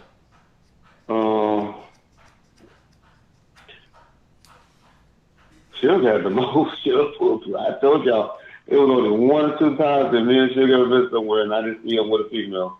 and that was in fucking Rochester, North Carolina. We went to see Casey and JoJo on a weekday. Back then, strip clubs not open, nightclubs not open, nothing open on a Monday or Tuesday night in Rochester. I think when I woke up, I think he had somebody in the room. I don't know if he flew some pussy in or what. When I woke up, he had somebody.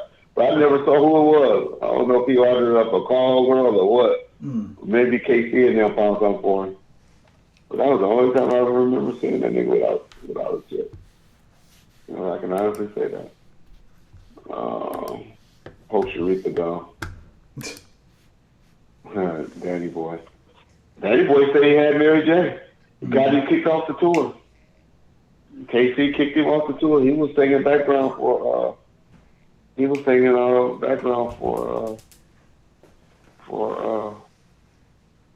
KC and JoJo. He was singing all of JoJo part. He said he lost his job because he put that in his book. I still don't believe that. But I've never known him to be a liar. I don't know. No, not Bruce Straight Bodyguard, y'all. No, not that's a different Bruce. No, different Bruce. We'll talk about that another day.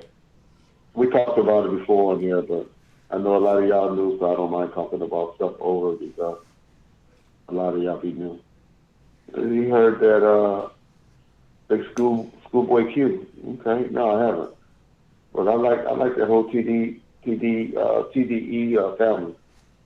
I'm rooting for them to stay around and do it. I'm rooting for them.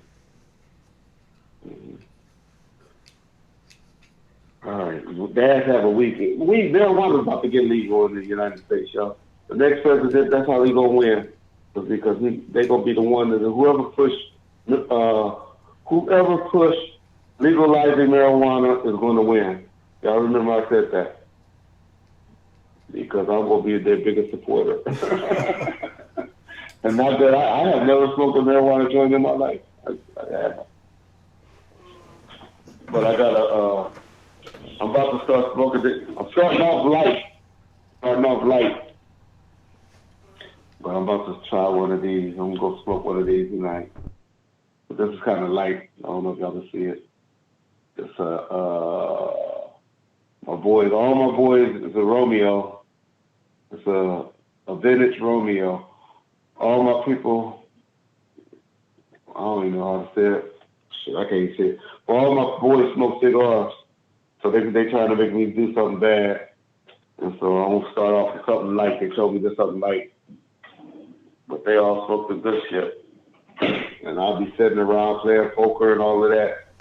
No niggas drinking. And they say, boy, you got to do something. You got to get some type of vibe. Yeah. And so I'll pick up a vice before I go to jail. April the 30th, y'all, is my new court date. For those of y'all that care. So y'all make sure y'all pray for me. April the 30th. Y'all fucked up, jackass. I inhaled one time, and man, I thought I was smoking on one of the Suge's, what was it? Monte Cristo. Man, once I got to the studio, I had to go lay down. I was so fucked up. Yeah. That'd be cool. Yep. That'd be cool. December the 30th. Yeah. I can fly out there. Come and see it. Even you haters can come and talk shit. But yeah. But it's all good. Okay, John. Appreciate you, John. Yep. I keep saying I want to try to find a guest, but I figured we needed to talk about that topic once people over there started talking all that bull crap. Okay. And that's why I wanted to bring on Greg Kading and get that cleared up. Yeah. Eugene Deal, trust me, bro. I know people going to be running to you talking like I'm hating. That ain't my intentions. My intentions is just trying to put out their side. Mm-hmm. But so I hope it's all still good. And 313, what up, bro? Galvo and Arthur Dialogue. I ain't talked to y'all in a while. Hope all's well. Lay Legend. I suppose that you ain't checked in a while, but I guess you're in the gaming now. We'll have a good one. The Nick Review. Yo, crazy ass. Hope all's well. You changed your number on us, so we can't get a hold to you. But hope you're doing well, Tanique. And what other YouTube channel will be fucking with? Guess that's about it. Yeah. That covers it. We ain't gonna shout out the crackhead. It's a crackhead out there. I noticed he putting out channels. Yeah, crackhead. I ain't gonna put his name. He's so stupid, but he's a fucking crackhead. You can look at him and tell he's a crackhead. The light one. The light one. He's a crackhead. Y'all can't tell that's a crackhead. A fucking crackhead. But anyway, I don't worry about motherfuckers that don't get those views. Yeah. I probably know why I worry about Alex and Michael, because they don't get those views. Nope. That's the only what I should worry about is Art, and he don't talk here. You know, he's cool with it. Art and G, those are the only two that get some views. Gabo's doing good again with his new one. Oh, Gabo? Yeah. You only talked to Gabo about a week or two. Okay. I had to call Gabo. Yeah. I've been subscribed to his channel. I haven't seen him put out anything. Okay. I gotta call. Yeah. All right, y'all. Appreciate y'all. I hope y'all enjoyed the show. There was a lot of pictures for those of y'all that came later. Yeah. So y'all go and check those out just so y'all can see the pictures and put faces with who we've been talking about. Yeah. And then the audio, people can listen to that audio that they'd never heard before of some of that stuff. Yeah, that too. Yeah. Yeah. That's just for the people that really did the conspiracy. None of our people really believe any of that shit anyway. Yeah. And so yeah. Okay, Doug Smoke the Dime, I'll chat you out. You'll be around enough.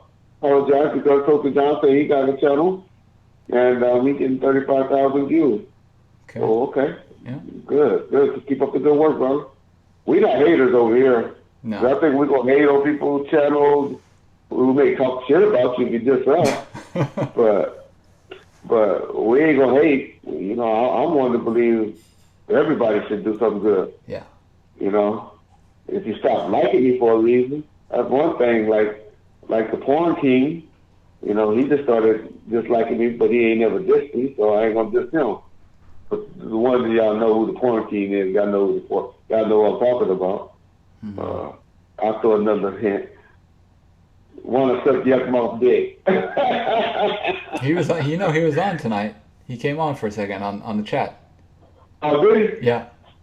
Well, Greg Kading was on. Yeah. Greg Kading. Greg Kading. Yeah, that's true. Let me just somebody.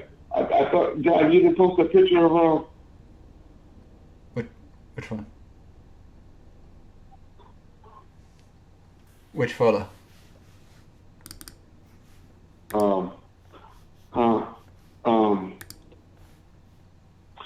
I guess it was a photo with a bunch of Southside guys. I don't even know who was all in the picture. Yeah, that was the trivia one. Huh? That was the trivia one. No, not the one I sent you earlier. I sent you. Oh, the other one? No, I didn't post that one. Yeah, post that picture for us, and then I'll let them. Johnny Coop, you put in the post who the people are, because I don't know most of the people. And then you post the one with the female, right? With Orlando Baby Mama, the one he was staying with. Let me see. I'll post right now. There you go. All right. Okay, so that's up right now. So, okay, let me see. Okay. Said Tiago, no, I don't think I'll be doing any videos with Vlad. Vlad kind of pissed me off. He mentioned a name I told him not to mention with Gray. Okay, let me do this other one with a bunch of I people. don't know if that's a baby mama or that was just the chick, but that was the chick that he was going with, he was staying with when all that shit went down. That might be the baby mama. This shit, that nigga got some fine. He got some fine daughters. They grew up to be one of the airline stewards. Yeah, I remember when I posted that picture, she was all right. It was all right. Yeah.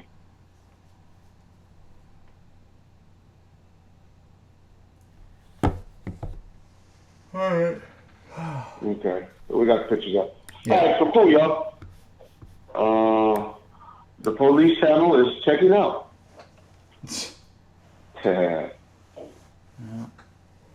All right. All Peace right. out, y'all. Y'all have a good one. Appreciate all you brothers. And appreciate all y'all for checking in and stuff. Yeah. Y'all have a good one. Yeah. Hopefully we'll do something for the weekend or something. Yeah. We'll see. Okay. Sounds good. Thanks, everyone. Cool.